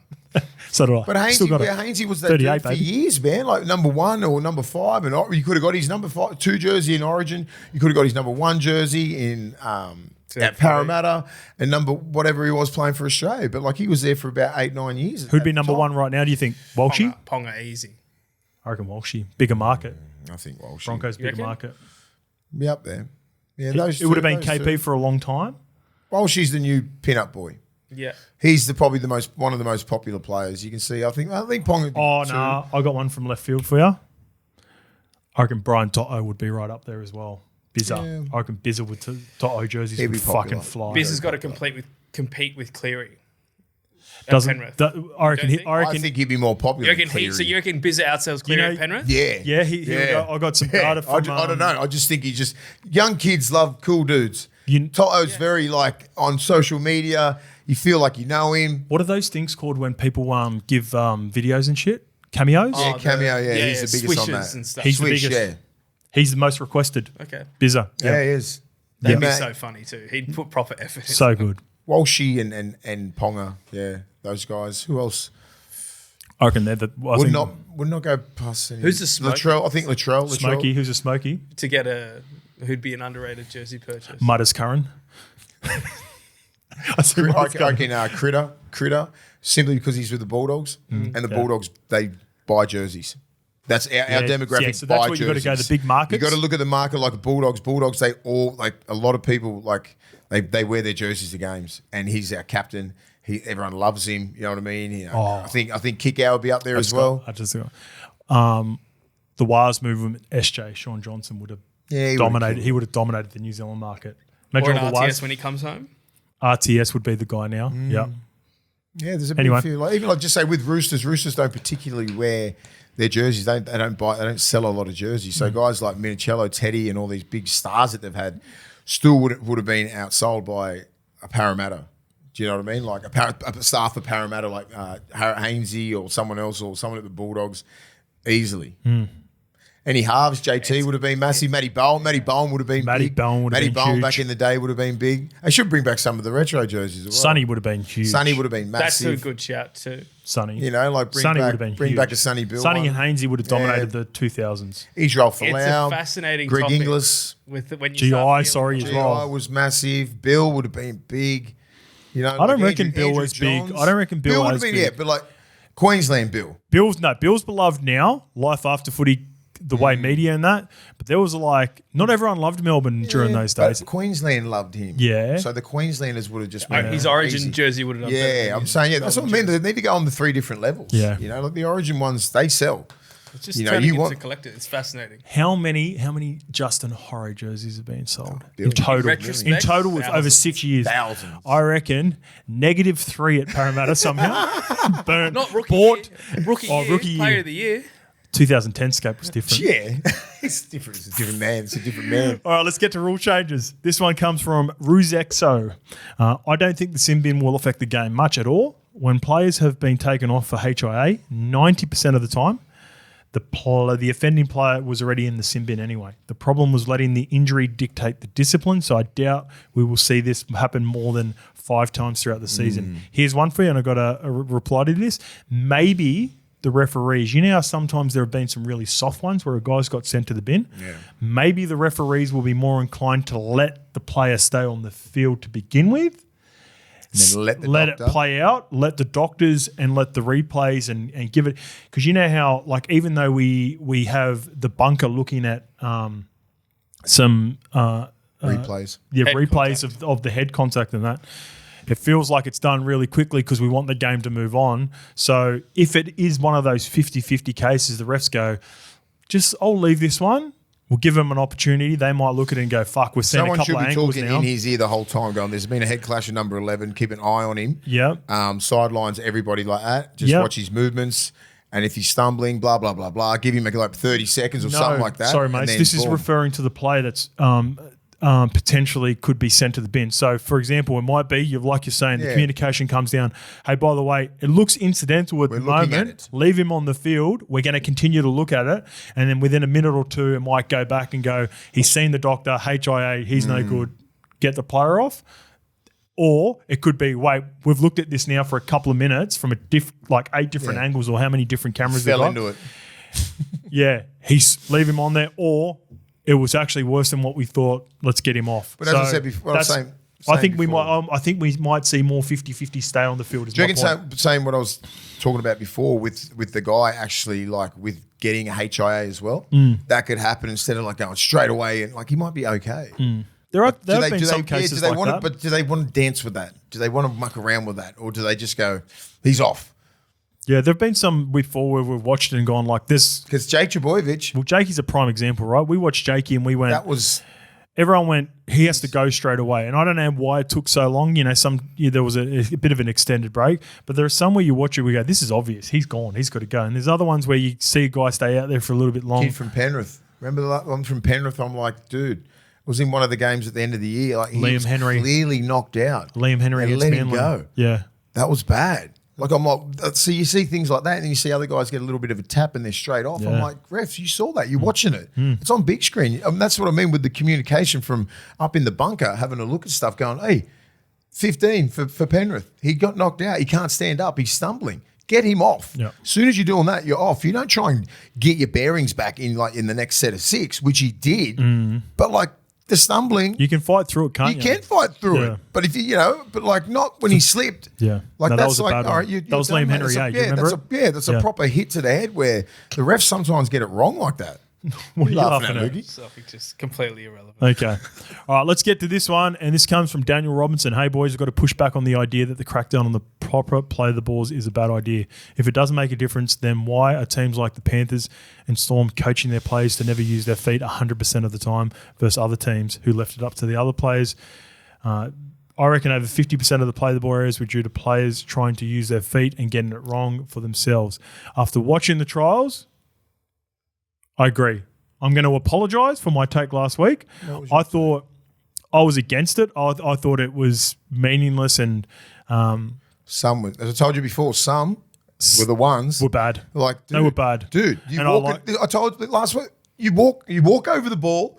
You don't fucking respect it or even care about the rules, even trying to attempt, which they penalise. Fair enough. There was- I think most. So I think most of the people, most of the players are still in the game from the crap that they tried to deliver a couple of years ago. What year was that when they had this the shutdown on play the balls? A couple of years ago? I can't It's been a remember while. it. 3 years ago? Nah, way longer. Why than that. longer? Yeah. Anyway, 3 years those players are pretty much nearly still playing in the game. They're learning. They're not doing it. They're pretty disciplined. They usually play the ball. It's been sort of embedded in them and locked into them. But like some of these other blokes, they've walked clearly over the ball. I thought all of them on the weekend that I seen They were warranted. were warranted, and a couple of really bad play the balls, except for the Chevy Stewart one. I thought Chevy made an attempt and was pretty close to getting to getting a foot to it, which that's where I was a little bit concerned about it, where it was like in a big moment, in my opinion, going back to interpretation, I thought Chevy had a go. Attempted it. And for sure, like the ones that got pulled up, apart from that, I thought, yeah, you know what, they were really bad. But without concentrating on every single play the ball, there must have been more that we Yeah, missed. but it just wasn't in as real blatant. time. I think the refs are gone, all right, let's not be absolute flogs like we were about 3 or 4 years ago and just ruin the game, right? Volandi's gone, hey, if it's a definite, he's walked over the ball, absolutely no attempt, penalised. Because I've said that for the last couple of years. Like some of these play the balls, unbelievable. Like if you've gone down on this big crackdown, then all of a sudden you can just they plant the ball, which is the main thing, right? And just fucking walk over it and then fuck around with the marker. Dude, you know don't what? do that because for one, you can't do that as like going into the markers. You can. I mean, if the marker stands too close, it's their fault. But like, it's just so pumped up just to try and get a quick play the ball for the team. They fucking miss everything else, but plant the ball, walk over. It's like, dude, penalty. That's just not the game. Did you notice that it's like slowed down the next couple of sets as well? Because people were so over exaggerating the play the ball to make sure they got don't the have feet. to. It like slowed down. Like ball, gosh, you've gotta be careful ball. about that. Yeah, the rush speed and all that. Ball on the ground and on the full foot on the ball and I guess that's what they want. Yeah. No, it's not. So just learn how to play the ball quick. Well, see, I don't necessarily hate it because, like, I thought it did clean up the next, few sets. And you get pumped on the that next one. The one thing I want to just clarify right now, and Daniel, he's an L1 from day one. He gets involved a lot. There is no evidence to support that Storm and Panthers teach their players Come on. to do that, by the way. He's saying 100% of the time. 100% of the time. Unless you were going to training sessions of both the Storm and the Panthers and watching them do ruck play the balls, you can't throw that around willy-nilly because there might be cases where they've done it in games, and we had a Panthers fan reach out to us, Lukey. But Remember me for using the 100% of the time, all the time. Well, that game scarred me. yeah. I was at that game. Your boy when Parra got done? Yeah, the back end. That made mine. But nice. the other thing too, and you said with the take last week as well, you said it was a penalty. It's just a handover. So that speeds it up more than you were anticipating, I think. So this is what I like as well. So Boo Bear threw this one out as well. What's up, Boo Bear? What's up, Boo Bear? L1 from day one as well. Regarding the play the ball, instead of a penalty, just make them replay the ball. So you know how come sometimes they do the late offload? Fuck that. And then they go, or they step off the mark and then they go back and play the ball on the mark. If it's like, just say early on in a game where someone misses it completely, like you're trying to get a quick play the ball. Hey, no. No, Pick it up no and play way. it again. No, It's like the offside calls. So sometimes they go, you get back. No get way. back. I'm not. Nah, you No? can't have that. No way. Changeover? If he's fucking, you know the rules. You know what I mean. If it's a late offload, it's a bit of a football play. You didn't hear the ref. Okay. But if you ruin that play the ball on purpose because you try and play the ball and you walk straight over it, It's sloppy. That's on you. That's sloppy. Yep. It's just little. It's little things, ill-disciplined. mate. It's ill discipline. Okay, it's I'm not with like you. it's a late. Oh, I didn't hear the fucking ref. Held. You're still trying to pop an offload. What about my example with the guy stepping off the mark and playing the ball while they're trying to get advantage and they let him go back and play? Yeah, I don't mind that because that's just You it's just just get caught totally in a position? different. Like you're just Okay. trying to sort of like move away from the markers, trying to get them offside. That's just a little trickery in the game. But like, you good looking? Yes, I will apologise officially. That's my main point in this. I was against it last week. I thought it was going to be over the top, and watching it on the weekend, I was like, I see where you're going with this, and I don't hate it. So there you go. And I'm not above apologising when I think I got it wrong. No, of course not. But we were just thinking, we had PTSD about thinking how they ruined the game the last time. That's all we did. But I'm thinking the refs have had a big talk to the game, and they're like, Volandi's like, no, fuck this up. You know what I mean? I said, just do the ones that are blatant and just stupid. penalise that. Anything else, if they're attempting it or getting near the ball, sort of let it slide, but do not ruin the game like you did last time. They're going to be a couple throughout the year. I still am worried about a couple of bad There's always ones. a ref who wants to do Someone it. gets pulled up in a try scoring position for it. I've been listening to that Journos podcast. It's got Buzz, Reedy, all those Fucking guys. yuck. Yeah. Get out. Get him out. Get Lukey out. Love Fucking you, get Buzz. someone else in here. Buzz had a Love you, very boys. similar take to you guys on that last Oh, week. did he? Buzz hammered just must it, be yeah. listening to us trying He to had learn the how to do a funniest fucking thing. podcast. He Love you, talked Buzz. about the HIA one at Magic Round a few years ago, and the way that he just articulated, like, let's get every NRL fan on earth up to Suncorp and then have the biggest crackdown of all Yeah, time. that was awful. Hey, Buzz, get your ass on levels, mate. There's a Get him seat up. right here for you. You sound like you're about to brush me for Buzz. No. You can sit there. Buzz can sit here. I'd like to chat to mate. Buzz. I reckon I'd chat Buzz to is Buzz. great Buzz and I shout. got a love-hate relationship. Yeah. I love him. I hate him. He loves me. He says he's been reaching out to everyone he's wronged over the off-season. Oh, well, I'm Were fucking... you one of them? I'm waiting, Buzz. No, Buzz and I have a good relationship. Yeah. He's a fucking old-school journo, right? I reckon he's better on that show than he is on 360. No, because you Oh. can't... Because there's a lot... It's obviously, when you're on there, it's very scripted. It's like it's a rundown. You got to say what you got to say. Get Buzz on a potty, he'd have a billion fucking good stories. Yeah, he'd have great stories, He could great bring down, stories. he could bring down the whole NRL. I know that. It's weird. And like I'll bring him down. Nah, the just love you, difference. Buzz. The difference between even like just the same person who and this is not a knock on it or whatever mainstream. How you just like it's the same person, same topics. And you just drop the shoulders a little bit more on a podcast, don't you? Because it's a conversation, and you're on the, It's like, I guess it's the same as what people say about you. What I just said about Buzz is what people comment about Mace all the time. Yeah, and I've got to be different when I do SEN as well. I've got to do Channel 7. Yeah. Fuck. Yeah, we've got to be different when we do Gotta that, be- don't we? can't sit down there and swear. I've got to think about stuff. Yeah. Yeah. All right, this one comes from. Sorry, there's the time limit on like things with the 360 as well. Like you can't sit there and just like wait for like the perfect time for something to come in your head. You got to be saying it. Yeah, okay. You know what I mean? Like there's about Hey. 10 minutes to a segment or 8 minutes, and like it goes around. Braith does a great job. Is Braith on that? No. I thought because I Not thought the I thought- podcast. Not Okay. the podcast. No, this is just journos. So it's just Reedy. It's hosted by, he used to be done heaps of Premier League stuff. I can't remember his name. But Buzz is always on there. They get, Shamus is 9.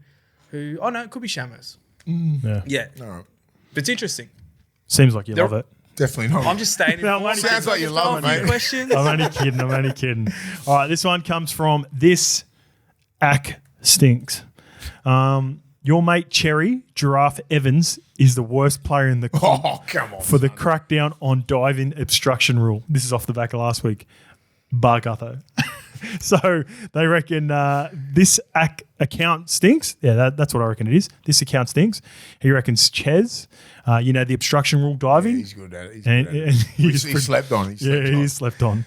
Too smart, mate. Yeah. That's again going back to those little crafty halves. They're all pretty good at it. Ches is definitely a repeat offender, so he will be a diver of note to watch out for this year for sure.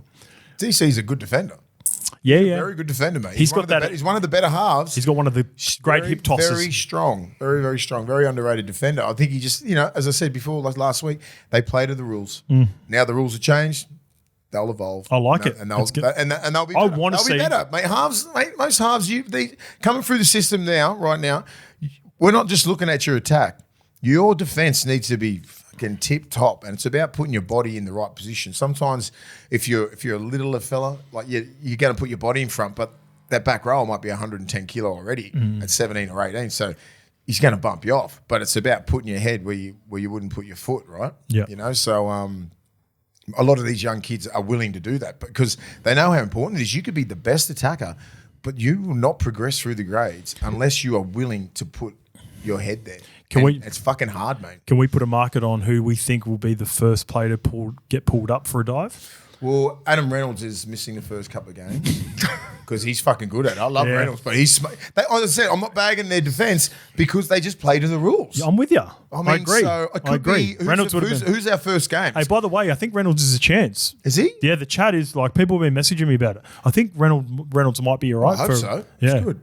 So who's the first game? The Roosters? It's the Raiders, Warriors, and Panthers, Sharks in Vegas. Yeah, but what about, so the first game... No one will do it in Vegas. No one's in Vegas. I don't think they'll do it in Vegas because of the crowd and everything like that. But Roosters, I think... Broncos. Yeah, it's going to happen in that game. Little Benny Chad Hunt. Townsend. Nah, Chad doesn't do it. He's not a repeat offender. Or who's the 7 for? Chad's done it a couple of times. Mate, they're fucking all good at it. Don't worry. Who's the 7 for? Ben Hunt will come in and play half the He box. doesn't. He's a dog. He's a dog. I honestly think What about Walshy? it'll be Walshy? hard. It'll be hard to get. Nah, Walsh, because it's hard for fullbacks. It'll be hard because It's got to be halves in the front these line. they know what's going to be a penalty. Let me come up with someone. Let's talk through it. Tigers Knights reeks of a dive. Yeah, there's a dive in that game. Hastings. And he's not playing. Is he playing? Cogger Gamble, I reckon's got a dive Gamble's in him. got a dive in him. Yeah. West Tigers, Jerome. Right, Dolphins Rabbitohs. Dolphins, Just give me Rabbitohs. one from each game in round 1. Okay, yeah, let's go. All right, let's go. So just say if we had to pick one from each game, so Raiders and Warriors, I'm going to go Fogarty. Fogarty. Yeah, he hasn't had a trial. Nah, actually, I change. I reckon Hudson Young's got a dive in him. Huddy Young. Yeah. It'd be the 4 and Huddy Young, it'd be the a 4 and four-man. 4 and 3 man that's going to get done. All right, next game, Panthers Sharks. Panthers, Sharks. Nico. Nath wouldn't do it. No. You gone, Nick? Nico. I think Nico. He gets exploited big time on that. Okay. I'll go Blaze Talungi. Blaze Sluggy. All right, Roosters Bronx. We've had that. Yeah. Roosters, Bronx. No, I haven't had my one. You're going Chad, Broncos. Mine's the Chad. I'll go Reno. Yeah, Reno's We're not the saying OG. you're bad defenders, boys. It is what it is. If you're watching this, Sometimes they take business decisions. Tigers Knights. business, that's the Hey, good it's a word. business decision. Tigers, Knights. Yes. I'll go Whoever the 6 is for Newcastle, or 7. Fletcher Sharp. Could be Fletcher Sharp. I don't think he's got a dive in No, him, I Fletch. think it's either going to be. Who are they playing again? Tigers Knights. Jerome's good at double D and he won't do it. What about the young kid? Galvin, Drinkin. I think Galvin's got. Yeah, he's picking up his defense, but like could be just a bad decision. Yeah. I'll go Galvin. And he's lanky too. All very long. right, Dolphins Rabbitohs. Cody Walker. Codes. He's got one. Yeah, Cody Walker. Code's got a good one in him. They just barely get at him. And hey, boys, we're not saying you're bad defenders. We're saying don't have to keep saying that. That's all right. We'll play with them. you're smart defenders. Yeah. All All right, right, next smart. one. Dragons Bulldogs. Fuck. Toby Sexton. Fucking Flanagan. Flanagan. Nah. Flanagan or Ilias. None of our boys are doing that. I'm going Sexton. Manly and Cowboys. Yeah. Ches.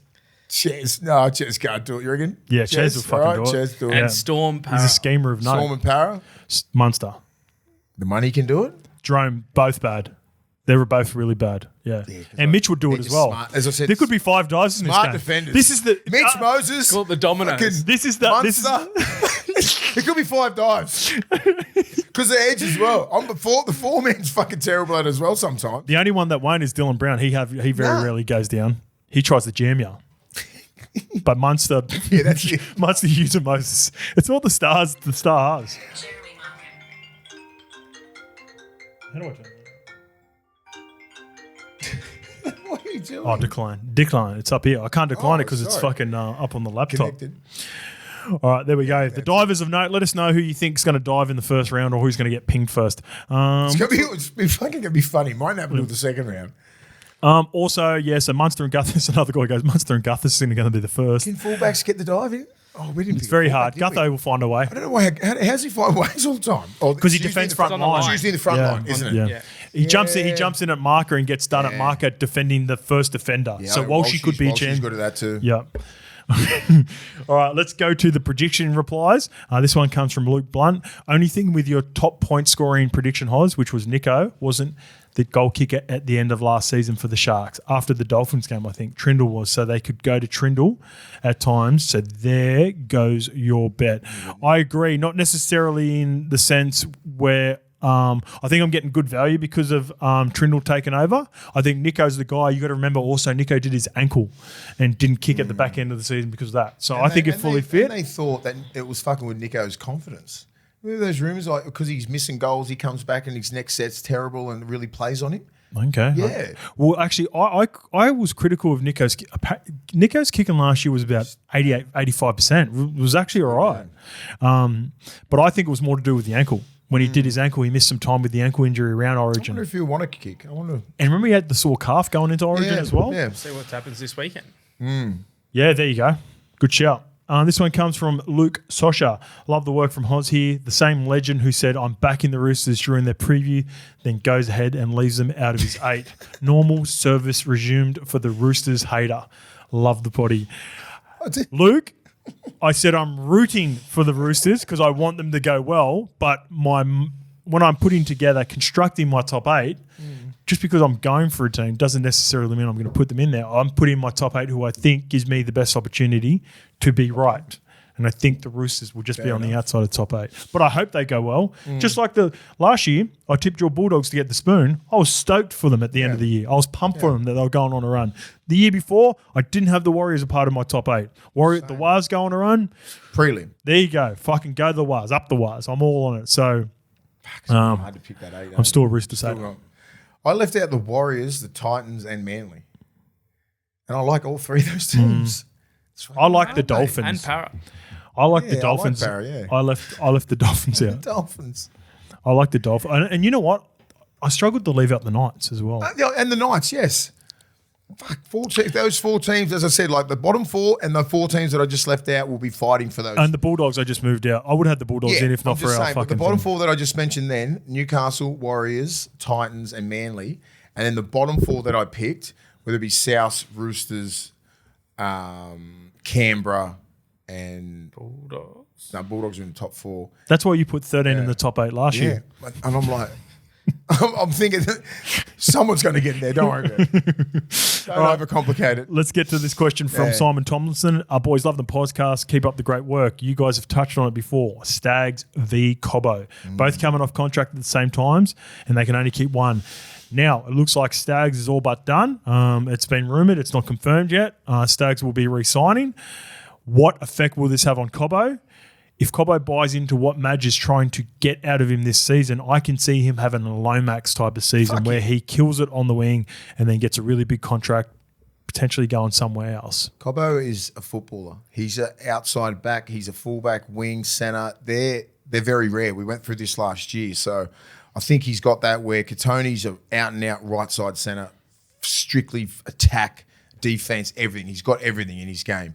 Where Cobbo, I think, is more of a pure footballer, just can play anywhere in the back line and dominate. So I think if he does buy into Madge's system and the fitness levels and the grind every single day and just be about it, it'll bring the best out of both those guys, especially Cobbo, I think, because I don't think he's been trained that hard in his whole career.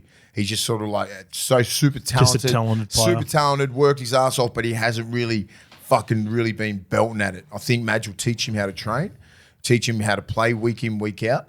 Look at his natural talents, got into an Australian level, Queensland level, grand final, all that kind of stuff, and dominating at all 3 levels, right? So I think if he does have a standout year, which I think he will, fuck, mate, I'm not sure what he's going to be worth on the open market. Well, Simon Tomlinson threw this out as well. Sorry, Willie leave? Like, will he go to North Queensland for 1.2?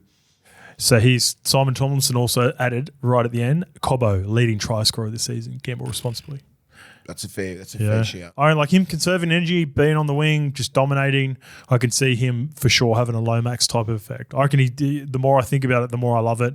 And you're right, it's probably going to up his value on the market when he does decide to leave. But then would you be buying, if he does kill it on the wing, would you be buying selling Cobbo the centre or fullback You're just or going wing? to be buying selling Cobbo the footballer. The athlete. Yeah, and just go, okay, what position are we short at and where do we need him to play? I don't think he's not a Mr. Fix-It. Let's just go buy him so we can play everywhere. He's going to go, I want to play fullback here. I want to play left centre, and that's the money you're going to get paid. But he'll probably go for that fullback spot, won't he, because of this. You think so? Depends on what. It depends on the person. Like whether It depends on the club. Also, like, do you want the? Some players might not necessarily want to play fullback for all the pressure that associated with it as well. He could play, yeah. I agree, but he's just got that in his trick bag, which is great. Yeah. So depends who it'd be interesting to see like what he does, because we had this conversation 2 years ago. They can't keep both. No. This is a sign that, in my opinion, re-up Walsh and Madge has said all the right things. He said, I'd love to keep both of them, but he's just playing it safe by saying that, and he goes, I'll leave it to the higher ups. He's 100% not making taking decisions. pay cuts either, those boys. Yeah. Yeah. No, I don't think so either. I reckon Cantoni would have been more open to a club-friendly deal without being crazy. You know, like just a little bit off compared What do you to. think Katoni would be thinking? I reckon 850, 9? That's a lot of money for a centre. He's on that Nelly already. Yeah. I reckon Katoni, I'd be just say if the Roosters were interested, I reckon because they've got their question marks in that position, Yeah. I reckon they would have paid him a little bit more. I don't think he would have got that much. When he was coming through as a centre at the time, they didn't have the amount of stars around him that they now have. Right. And also, he was also flirting and playing some 5'8", and there was chat that he could play fullback. Now I think he's just an out-and-out centre, and therefore would have decreased his value a little bit. I think he would have taken a hometown discount, a touch. So he hasn't signed yet, has he? Or is he? No, it's just been reported, but it looks like it's going to get done. It's one of those, when they have the cooling off when the period. Roosters come to the party.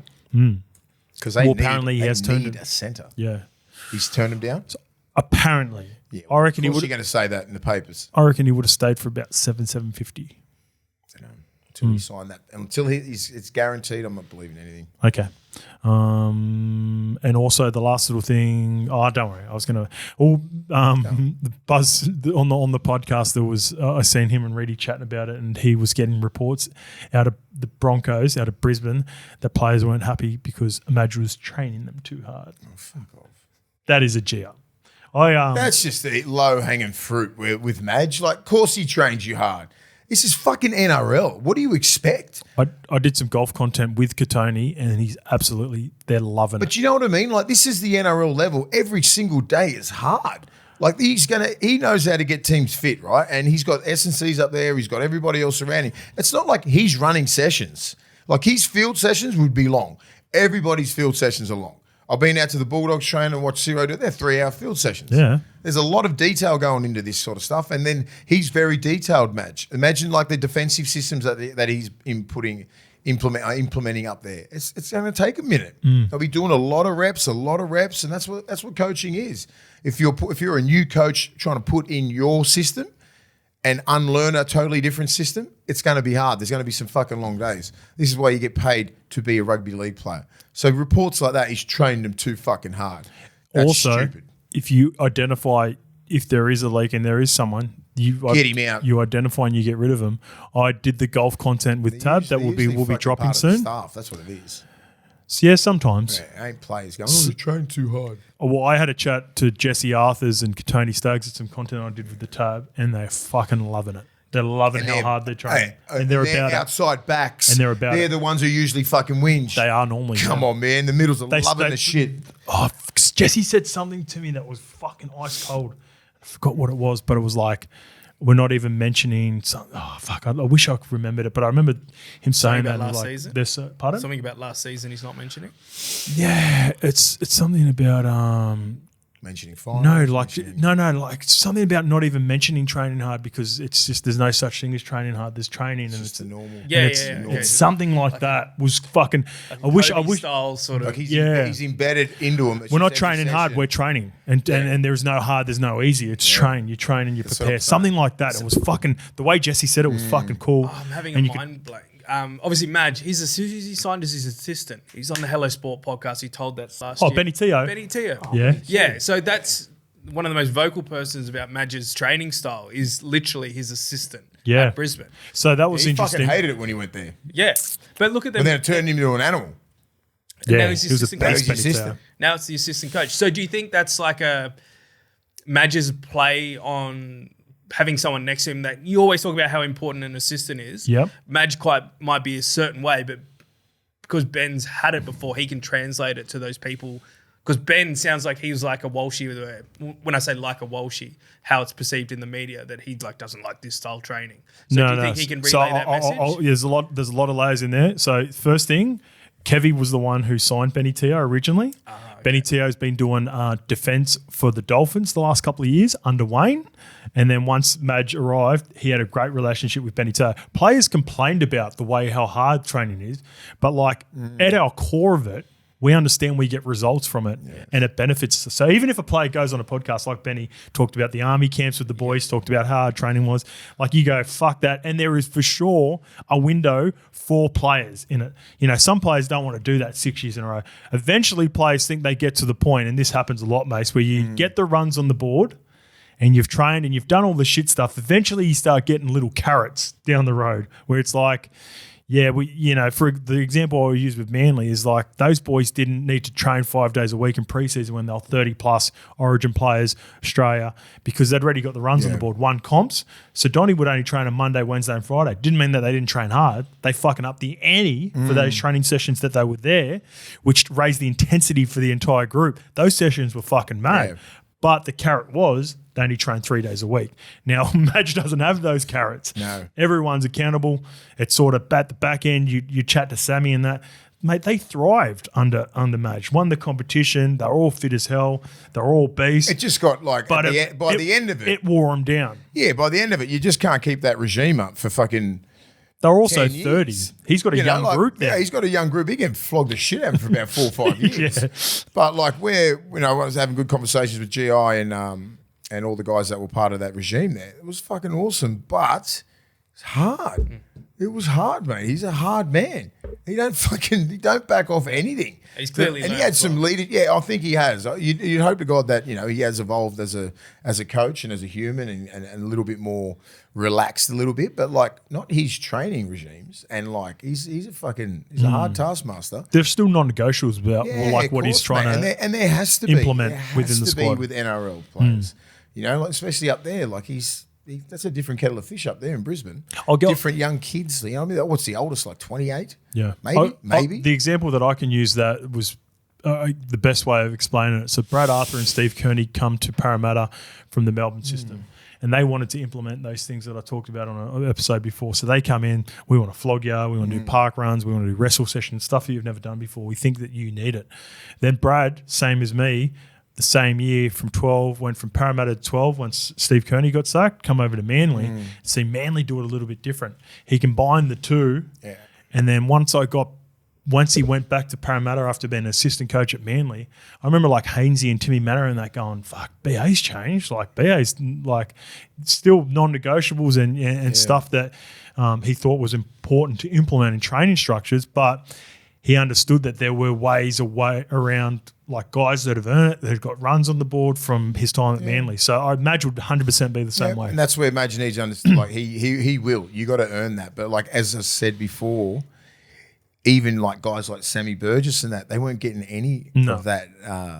Michael Crocker? Yeah, none of them. GI. You hear stories. None of them were getting any like, okay, you can, do this session instead of this session. They'll do it every session. I think if he could have his time again, he probably would have got a couple more quality years out of those boys. I think so. Could have squeezed another couple. Yeah. And when it starts, they start talking and, the higher-ups hear about it and they're like, run these guys into the ground. And he had a superstar team. He had some of the best players of all time in that team. They could have won another comp. Yeah, and it was just because of the regime and it was very, very fucking crazy. It was like next level shit where I've been in clubs like the Bulldogs. We fucking train hard. We train hard, but it was like by the end, like sometimes, folks, you would give some of the players like, do a little, like do indoor. Indoor's harder. We'd rather do outdoor. You get flogged on indoor. Like have a cup, go to a pool session. Like even with Wayne Bennett when I was in Newcastle, where I was 32, 33, 34. Like Mondays and Tuesdays, we're just doing swimming and doing a bit of indoor because it's still hard, isn't it? Jeremy Smith and myself and Kirk Gidley and Bo Scott. Like we've earned that right. We're in our 30s. We've already like played over 200 games and origins and tests and all that kind of stuff. So you know how to play the game. The training is what gets you at the end of your career, and you can prolong that with a good coach. He needs to understand what you're like, how you are, and what you can do. He can go do this, and then you do a couple of sessions by the end of the week. He knows you're ready to play. But if you can't do that, you don't get the leeway to go do fucking, the bike and swimming and do all these other stuff to recover your body, right? The main thing is about recovery when you get into your 30s. The game is the funnest part. The training from Monday to Friday. I mean, Friday's fucking captain's run or something like that. That's the fucking hardest, right? Prepping, your body's sore as hell, like you're just dealing with stuff just to get your mind and your body right. Your mind's always fucking all right, pretty good to go. But like your body, best ability is availability, I always say, but like sometimes if you can't get on the field, you're fucked. But some coaches are like, if you can't train 2 days before a game, you can't play. There's some of the rules in some teams. So that sucks. Because and then maybe there's you'll be also right. Maybe you can just do the captain's run and you'll be fine for the game. But like they need to see a lot. because they don't trust you yet. Yeah. Because if you played 10 or 12, 13 years in the game, knowing that I know he's going to turn up on a Sunday, every Sunday, regardless if he has 2 or 3 sessions a week, he's good. But if you're not and you're in a new regime like at Brisbane, like even like the Bulldogs, they're learning through that. Ciro's going to do his thing until you earn the right to have a couple of days off and do this and that. Otherwise, fucking full tilt ahead and get on board, get the fuck out of there. It's the way it is. And the way you earn that, you play Origin, you play for your country, you play deep into the postseason, and then after it, and consistently, you win a couple of comps, then you might be able to get the runs on board. But until you earn all that, then the hardest thing for players, I reckon, is the players that are like at the really good first graders. Really good, but not rep players. Yeah, 200 gamers. Like a Dale Finucane, right? He would have played just say 13, 14 years, done every fucking preseason there is because he's never been on the end of year Kangaroo tour or anything like that. Play every single minute, do every single. He did play an Origin from. Yeah, he played Origins, but that just during the year. So who cares? Yeah, so you don't get the rest. You can't get the rest. So he would have played 250 something games or close to, I don't know that. He would never have missed a session. He would never miss anything. Yeah, played Origin 9 in 2019, 2021. Yeah. Any Australia? Challenge? No Australia. No Australia. So full preseason. So the guys like 4 that. city countries. Yeah. So the guys like the Finucanes and that would have just done way more preseasons than me. Way more preseasons than like Cam Smith or Billy Slater and all these sort of guys. And just you just wonder about that, how that body's feeling right now. Do you know what I mean? And he played every minute. He played the game tough, fair, he was one of the hardest hitters. He ran the ball hard, the best bloke in the world. And it's just wow, guys like that deserve a break. So I think by the end of his career, 250, one of the best. Yeah, by the end of his career, I think Cronulla were just going, fuck, just get to the game. Plus 28 finals. Exactly. So he's played in 4 grand finals. And renowned for just being 100% at every training session. Yeah, that's what I'm saying. And one of those guys that wouldn't pull out of a session even if the coach was telling him. So never. He fucking played the game tough. He's the epitome of that. And that's what they're the guys that I'm you got to have a fucking lot of respect for because he is a better than average footballer, right? But just because he didn't got make every the little end of the year, got every little tools fucking and everything like ounce that. out of his talent. We had some gun locks in front of him for that era, and you never get that break. All right, here we go. Knights superstar Callum Ponga has reportedly indicated, and it has now been confirmed, he is part of the New Zealand Māori outfit for the All-Stars game this February. This Saturday, February 15th. This comment comes from ESA, 1988. Great show, lads. Keep it up. What do you guys think of the NRL reviewing international eligibility every 4 years? For example, Jerome Luai is eligible to play for Samoa, New Zealand, Australia, but he chooses one nation to represent for the next 4 years. If you pick Australia, now we've been down this before as well, then you can play Origin, but it's compulsory that you represent Australia. So the Callum Ponga example, I think, is a great one. That's the only one that's going around. Much. It would more be for the Kiwis. I don't think you tweak anything with Samoa and Australia at the moment because that works for the players where they're able to represent both. But I reckon, a gut feeling, without even talking to him, that if he had a window where he could play 4 years and be eligible for Australia and play Origin, because he'd love to play Origin, I think that's the reason he represents Australia. But then also represent New Zealand because he clearly means a lot to him. This is maybe the 3rd time that he's played for the New Zealand Māori. So when's his eligibility going to be up for grabs? There is none. Oh, no. No, once you're locked in at the moment with the way the rules are. Yeah. No, he's suggesting this is a suggestion. I think this is... No, it'd be too much fucking around. Yeah, it'd be too much. Leave it the way it is now. But that's the only reason why KP is trying to play for a show because I know in his heart of hearts he's got the moku and everything. He's got the tattoo and everything. It's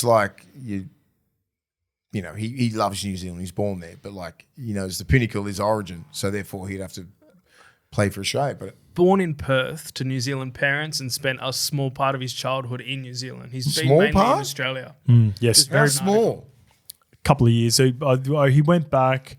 He was. There was chat about him being a New Zealand amateur golf champion there at one point. Right. So he must have spent a couple of years. I was just reading the article. He's also got an AFL were after him. He's super talented golf, AFL, rugby union, rugby league.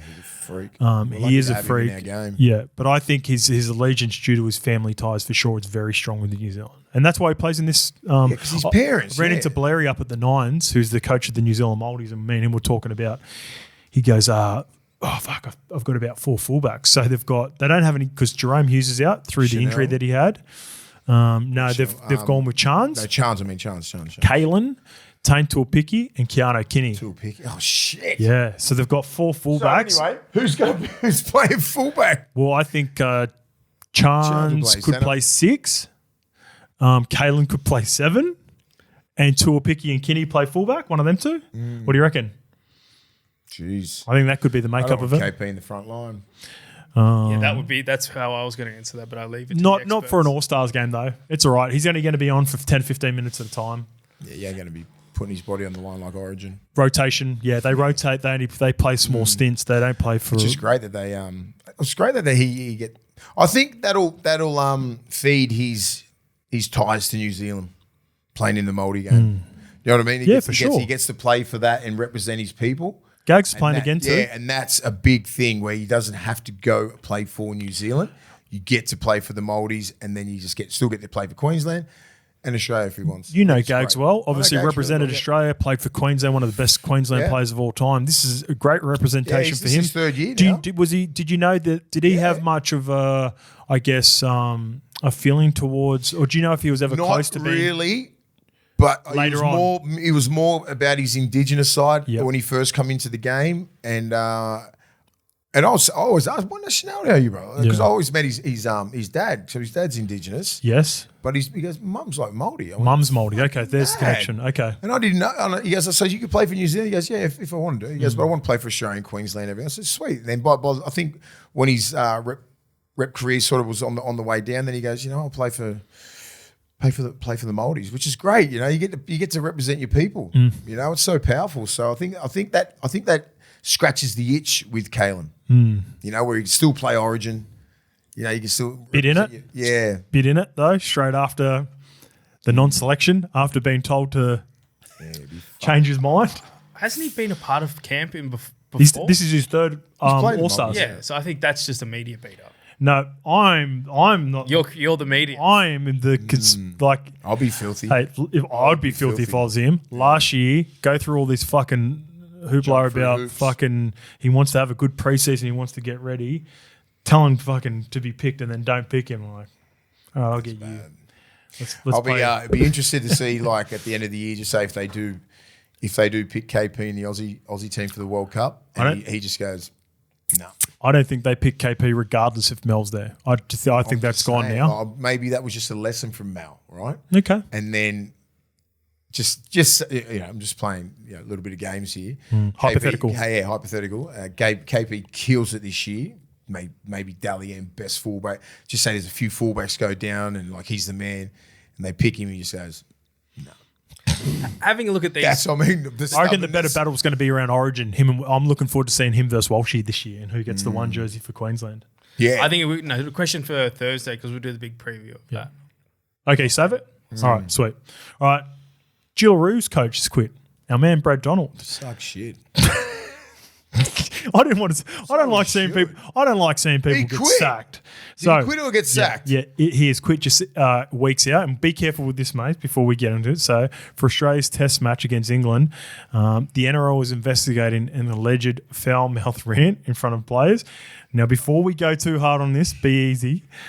I've heard rumours about this, but at the moment it's still an investigation. So he has stepped down. Assistant Jess Skinner will lead the women's team over into Las Vegas. And our girl has made it. We've petitioned, we got her in there. Olivia Koenig is now a part of the squad. Well done. So congrats to Olivia. All right, let's get to the preseason reviews. Just got a couple of notes from each team. Mace, me and you were texting each other over the during the games. The Sharks 12 versus the Warriors. They have a draw 12, but it's the preseason, so the boys didn't have to go to extra time. For the Sharks, I wrote down, we were, like I said, we were going back and forth a little bit.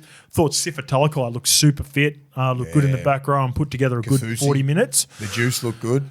Yeah, the juice. Just come up with that nickname then. Yep, I thought he was good as well. Look, yeah, the bodies. I'm looking at bodies. That's like what I'm guys looking. I told you before. These show me the body type right now. You're never going to look fitter. Shows me what you've done in the preseason. Tom Hazelton thought was good. Hey, he's developing. I've been watching him for a couple of years. That night, he's got soft, nice, soft hands. Comes around that little the long side to the short side. It's right in the middle of the field. Nice little tip because the 3-man turns in. I knew you'd like that. They've done that. Yeah. But they did that last year a few times with him. Yep. They're just expecting him just to go straight through. It's a nice play, It's isn't a it? nice little play. It's only easy a tip. meters. It's early tip too. It's easy meters. It It's is easy meters for the right side centre, wing. They can do whatever they want off that. They made about 20 metres off that Yeah, tip. easily. Yeah. So he's really thinking about it. He's getting the ball. He's showing it. A little bit of footwork. He's finding spaces. He's finding his front all the time. Helen Llewellyn went after Fish. That was great to see. That was fucking I love hectic. that. That should have been a knock on Fish too. is by the way. Yeah. fuck you doing, bro? Fisher's like, shit, I do that in grand finals. I don't want to cop it now during a first trial. Fucking trial. He just went. I think he went off after that. Man, I'm done. No, they had a good 65-minute stint. Yeah, he's going to bring a lot to Fish. He's going to bring a lot. He looks big. We'll get back to the strategy. I want to stay on Yeah. the Sharks for a bit. I want to stay on Tom Hazelton. Yeah. I think he's in for a payday. Yeah, I think so too. Knights, big minutes. Dragons, Big minutes. and another third team have been linked to him. But the favourites at the moment, Flano's looking at poaching a couple of. Well, he's already got Atkinson, and I reckon Hazelton will be a nice. He's been good. talking about a front row now for a while. I think he's going to get a good payday. 6'6", 120, easy. You know what I mean? Plays big minutes, soft hands, defense is good. He keeps getting better and better every year. Yeah. I'm not sure if the rep level is attainable for him, but Yeah. I'm not saying that it's Solid, not. yeah, solid first. Grader. He's a better than solid first grader, and I think Yep. he's been learning his craft. Fitzy's been there, Daniel Holsworth's there, Steve Price is there, the Dragons coach. They've got a good squad there, and he's got soft, nice hands, and he's got good leg speed. He's got it all. You know who I'm liking? I'm getting in a bit of Supercoach, and I'm going to get in early with a few, punts responsibly. Geez, I want a little bit of Blake Brayley this year. Yeah, Blake Brayley in Supercoach. I think the assist with him and Adam Fanua-Blake near the try line. I reckon it's going to be fucking pushing 10. I know. What about 5 minimum? I reckon unders overs for Adam Fanua-Blake and Hazelton together has to be set at about 15. I feel like they did that last year away from each other. Now variations, one of them on either side of the ruck, close to the line.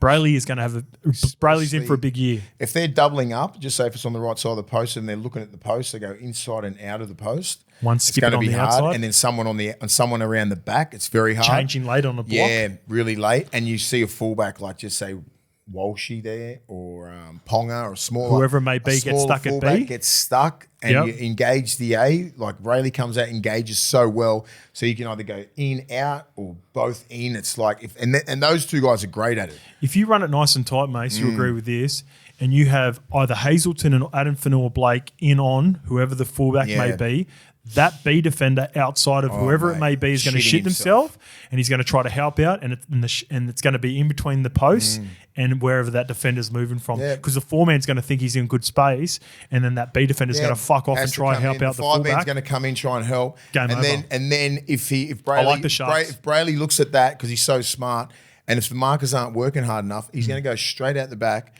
to Nico or someone like that, and then the lead back rower, and then the fullback out the back. It's just going to be easy 3-on-2 hands. They're going to have so much It's nearly choice. unstoppable to play.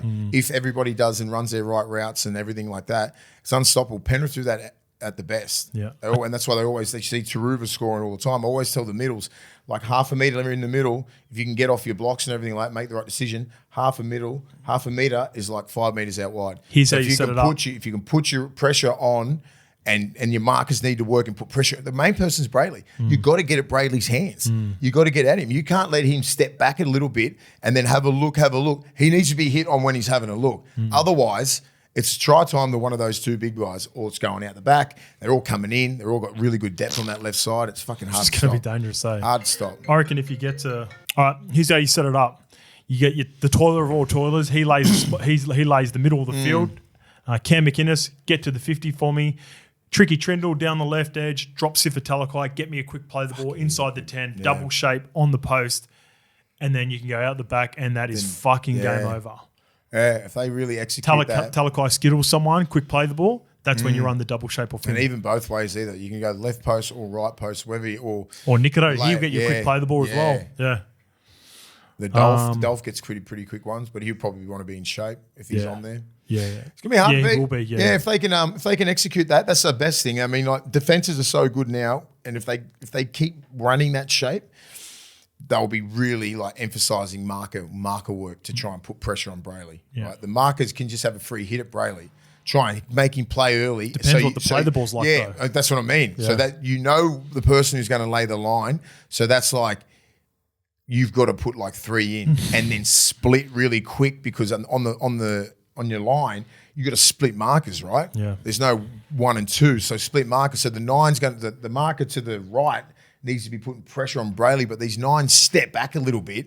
So you can't, like, especially rookies don't know how to put pressure on those guys. So they'll just ball watch. Yeah. And then you got these 2 big bastards running inside hips and changing lines really well. And if you bring the 5-man in on it, you're done. The 4-man skin. It's going to be hard. Yeah. It's going to be hard to defend. It's always good shape to get in. I know If any team can get in that shape, I know it's only trials, and I'm not getting overexcited about any of these games because they've got a lot of Warriors had some starters, but also it's a trial, whatever. Sharks have a DNA. Like, even with the guys that come in and fill in, you can tell that they've got a DNA. They want to play through the middle. They want to work hard for each other. Fitzy's doing a good job. That's a lot of the things that they will do. Brayley will be hitting those guys most of the time.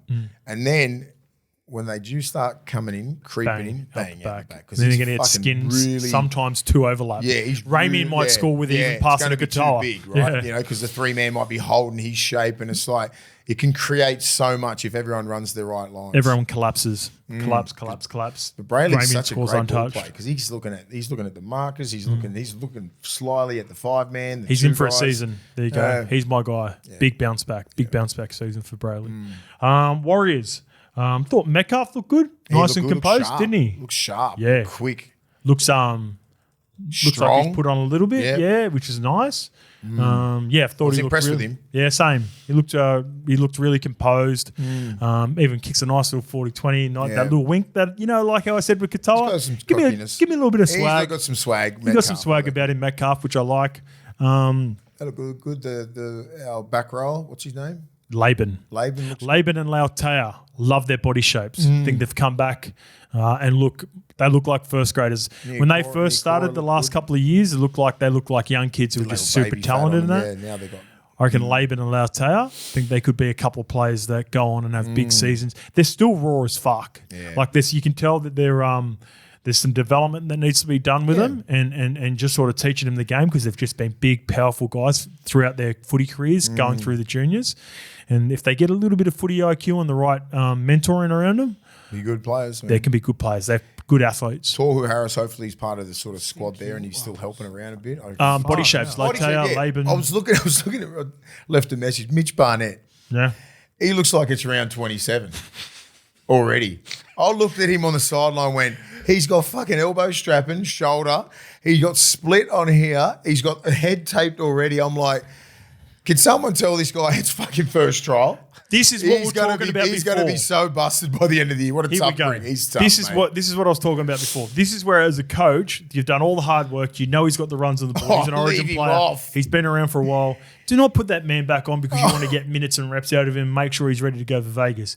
He's cut. He's got bandages all over him. Oh, mate. Just go to him. Hey, boys, fish.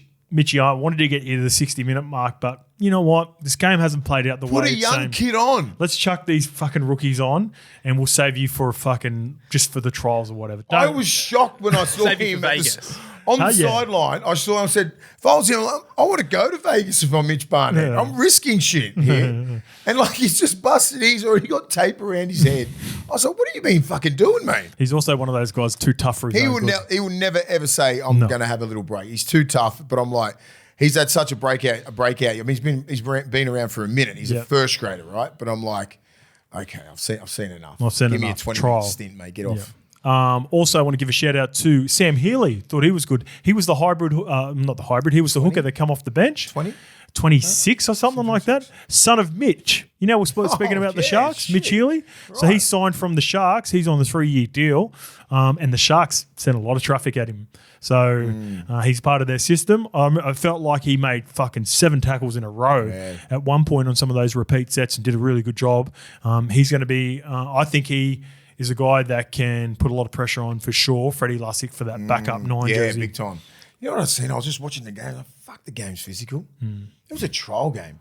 It's like, God, the hits that they're doing, you know what I mean? Like, everyone's like minimum 2 in a tackle, and then the third one comes in and blades your legs. Is it the TV factor for these kids? Yeah, for trials, yeah. Yeah, I mean, like, it's just trying like, to get those round one fucking 17 spots. That's why. I know. That's what I'm saying. It's so hard. I'm just saying, like, it's just a physical game. Like, the middles are just getting pumped, and it's just like it just doesn't stop, and it's like relentless. And I had a good conversation with someone on the weekend about the game's evolved so much, right, with the speed of the game, but it's devolved the player's skill set, right, because everyone's so structured and everyone has to get to certain points and this and that. But by the time we, as athletes and football players, you acclimate to the speed of the game. Yeah. And I think they have now. Yeah. And I think you're right. they have. So you're going to see more football. You're going to see a lot more plays. You're going to see a lot more offloads, pushing the pass where the analytics like, don't do that because you might, you don't want to be the fatigue levels are going up now. Fatigue levels are too high, but now they're getting fitter, they're stronger. You know what I mean? They're getting used to the last 2 years. So now you're going to see like little short balls, like even Hazleton pushing the ball, big guys passing the ball, having a strike on play 2, play 3, play 4 when it was traditionally OBs, outside backs coming in and trying to help. They're playing footy really early because they're getting back in shape real early. So the game's evolving again. I can only go back to the 2000 when I first started. It was unlimited interchange. So the game was like fucking non-stop. People were just going around the side. Just you'd take 2 sets, bang, straight back on. Brisbane were massive, physical, non-stop. Gordon, 10 to 15 minute stints for middles. 10, 15 minute stints, straight back on. And then the game had to sort of go, okay, we're 12 interchanges, then it's a bit of a slog fest. Then it went down to 10. By the time I finished, it was 8. I'm thinking they might even bring it down again. See, I hope not. Yeah, I hope not. I reckon that'll be too much. I think 8's perfect. Maybe 7's all right because there's some games where coaches aren't using the full 8. Yeah, but you want to give him that. I know Brad that. Arthur was king of that. I understand that, but I'm just saying Brad Arthur's king because of what happens what happens with rugby league play a lot players, of players. rugby league players, a lot of Pacific Islanders that try to speed the game up because the big boys were dominating the game. Yeah. What happens is Polynesian players evolve. Taumalolo evolves. He couldn't play 10 minutes. Then he played 80 and he was the best forward in the world for fucking 8 years, right? That was weird. Yeah. He couldn't play big minutes on the edge. that many minutes, yeah. And then they put him in the middle and he's an 80 minutes so what's beast. So what's happening right now is that the players have evolved. They've had 2 or 3 preseasons, 4 preseasons underneath their belt, and they belong in first grade, some of these young guys. And I think the game's evolving again. Yeah, agreed. Like with the play, it's like a high level like that. One of the games, the first game was a lot of drop balls and stuff. The second game was way better because there was hardly any drop balls. Nah, second game was bad as well. Which one? But there wasn't as many as because people were losing contact losing the ball in contact. The first one, in the first half, I seen that was pretty scrappy. What was the first game? What was it for Penrith? First game was Warriors, and the second game was in the rain for the Raiders and Panthers. That was a high quality game. The second one, I thought. There wasn't just. I'm talking about just defense. People hitting the ball and that sort of stuff, right? Yeah, okay. Just people were passing the ball, all right, some stupid little easy drops, but the first one was getting that was a little bit much. So I reckon what you're trying to say is there was less unforced errors. Yeah. So there was errors in contact. Errors in contact, but there wasn't just your shitty little errors. Errors, but I also thought Chance Nickel-Klokstad and Tuapiki got through heaps of work. So Tuapiki's going to be a good backup again this year. Blessed with fullbacks in this league, and there's always a guy ready to go up next at that position. All right, let's get on the Raiders 22 defeating the Panthers 16. Owen Paddy, he looks like a first grader. He's the young dummy half for him. Yeah, he looks good. He got Jersey Flag Player of the Year. And it is a position of need for the Raiders. They've had Tom Starling there. One with the tats on his legs, was that him with the mullet? Is that the night? No, that's Beryl from the Sharks. You got your teams completely messed up. You got the games mixed up. So the Warriors versus Sharks, I think was the better game physically, and they had less errors, but it was like a bit of a back and forth. Raiders and Panthers had a few. Because of the conditions. Yeah. Anyway, so Owen Paddy's the hooker for the Raiders. Like I said, he was Jersey Flag Player of the Year. I think he's got a great opportunity to compete with Tom Starling for that starting. I think Tom Starling's a better 14 anyway. 100%. I also love the Martin brothers, Now, they're the guys with the mullets that were just fucking typical. Absolute dogs. Dogs. Was this the 8? Yep. And I don't know, but 13? they were fucking hitting like trucks. And then like 21 or something. Oh, there. So I wrote down, so Jordan, he debuted last year for I didn't know, Sticky. I didn't know their names, but I knew you'd love them. I was just like, wow, who are these two? They're sticky in and out. Yeah, it's aren't Ricky they? Stewart's boys. Yeah. So Miles was the 13 who played lock, tackle and everything. And then his mate, brother loved Noah come off the bench, run that silky little outball line that scored that try. In I the loved lock it. conditions. I like both of them. They're going to be thereabouts for Canberra. Yeah. And they're like Sticky's going to, you can hit just tell. hard, mate. Yeah. They hit good. They Yeah. run hard. Just big country boys. I don't know where they're from, but like, South Coast, like Illawarra. Yeah, right. I think, yeah. it's good vibe. Yeah, Kiama, potentially somewhere around that area. Yeah, I like those two guys. Yeah. So Ricky's got a good young fucking crop coming through down there. They surprised me. Yeah. But they look the part. Like the S&Cs have done a good job. Penrith always looked fucking strong Physical. and everything. But Canberra looked, they've had a big preseason. They're You gonna could, look dangerous. It was squad players against squad players, but you could argue that the younger players from Raiders look physically more imposing than the Panthers. Suasangi, is it Suasangi, the 11? Simisasangi. Simisasangi for Yeah. the 11 for Canberra. Yep. He looks like he's going to be a problem this year. He's a nice little hybrid player for him. Yeah, He can so- play centres, play him in halves, back row. So Huddy Young's left side back row. Will he play right? Will he play No, off the I bench? think Will he play middle? Hosking will play right. Or he's going to be. He play off the bench. He'll be 17. Because he's been getting in the last 2 or 3. He's been playing off the bench. Yeah. He just doesn't look like that. Yeah. So that just shows me that he's Yeah, had a hopefully good no injuries. preseason. He means business this Yeah. year. I like the seeing guy. that. The guy who put him through for that try, Ethan Sanders. I think there's reports he's putting pressure on Fogarty. So Fogarty's got a clause in Surely. Canberra's favour to renew it for 2026, and I think it's a wait and see to I think see Ethan Sanders what happens. is with decent, Sanders. but I think it's all on Ethan Sanders. I think Fogarty's going to play how Fogarty does. Like he's a pretty good player. Yeah, I think More than Fogarty that, will better start than the average, season. but better than average half. I don't think he's going to be under that much pressure. 35, 36? What? Yeah, Fogarty's been around for a minute, man, because he was a late bloomer. Fogarty debuted at the Titans around Yeah. 25, 26. Cool story. I'm with you. I think Fogarty's the guy. Yeah, but no, I mean, if he's that fucking old, But if you got Sanders on a 3-year deal from Parramatta, you know. they're probably expecting him to play, if not this year, definitely next year. Fogarty's 31. What? Jamal Fogarty, 13th 35. of December, 1993. That's way off. way off. He fucking thought he was fucking DCE or something. Sorry, Fogarty. My Fogarty, bad. I got your back, bro. I think you got My another bad. 2 in you, easy. My bad.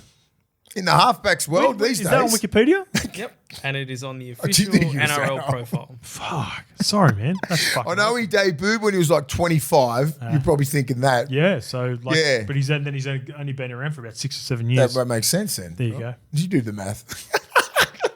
Anyway, Fogarty, I think he's got another 2 in him at least, right? Yeah. I want Ethan Sandy. Well, who's going to be the 6 down there? Strange or Cook. Okay, so it's going to be a hard one to. Hopefully, And then they've got KO Weeks and Chevy Stewart competing. I think it's KO Weeks' spot. Yeah. Chevy looked all right, but yeah. they look pretty. They look pretty strong. They're gonna be winning some real ugly games.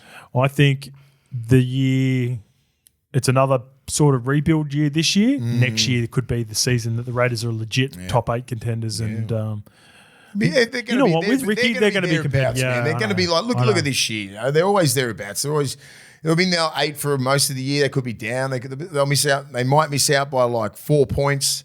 Well, they could be in there easy. All right. I won't be surprised. Panthers, by not too Canberra. much to take from that game. I thought obviously the McLean brothers, I think they're Jesus. probably battling out for the final spot. Apart from that, there weren't really many players of note that were sort of playing in the game. And I also like that Trent Talal. I think he's going to be a player of interest for the Panthers this year. He could be like their... What position was he? He played lock for him. Okay. I believe he's got a dummy half background. He spent camp with the New Zealand team at the back end of last season. I think he could be their 14 hybrid player off the bench this year because he can Casey, play is halves, it? hooker, and he did a pretty good job playing lock for him in that sort of Isaiah Yo shape that he was trying to. Who's the left winger? Is that Casey McLean? Casey. He's a fucking athlete. Yeah, he's a beast, though. Jesus, He's the younger brother. He's younger than Jesse. He's the better of them both, isn't he? Because he played for New Zealand. He ended up playing Flag and he ended up Yeah. playing first grade. Well, they said. Jesse- And he ended up playing for New Zealand. Jesse debuted before and then he did his ACL in the under-19s Origin game, which they both played in. Oh, yeah, I remember that. And then Casey played about half a dozen games in the centres at the back end of last year, and then ended up playing for the Kiwis. Seen the build on him? Like, He's a good He's build. like an Israel Folau build. Yeah. Fucking big quads. He's got a bit of a critter build about him. It's a critter hybrid Folau. Like, I don't know. It's just, I wonder if he can jump. Little addition to your Talau, he also kicks goals, 86% last year. Well, there you go.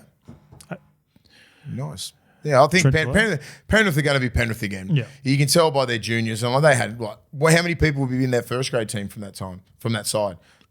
McLean, maybe? Potentially. McLean will be, of course, he'll take Taruva's spot. Yeah, like whichever one you deem to take that spot. But who else in that pack? Who else in that back line that is going to be pushing? Dane Laurie, pressure. Maybe 14. 14. Yeah, I think that's a good shout. I think he'd be. I'll be picking him because he can play anywhere. I think he'd be a great 14. Yep. Schneider will. They're all backups. They're all backups. Depth piece. That's reserve grade team out there. Yeah. And they still managed to go toe to toe with Canberra. Well, the Canberra were mostly reserve graders as well. But yeah, it's in for a good season. It's only trials, but there you go. They just look good. They look fucking just. We'll be back on Thursday and we'll have the All-Stars lineups and then also pre-season week 2. Oh, it's coming quick. Let's go. All right. Chances are you're about to lose. For free and confidential support, call the number on the screen or visit the website.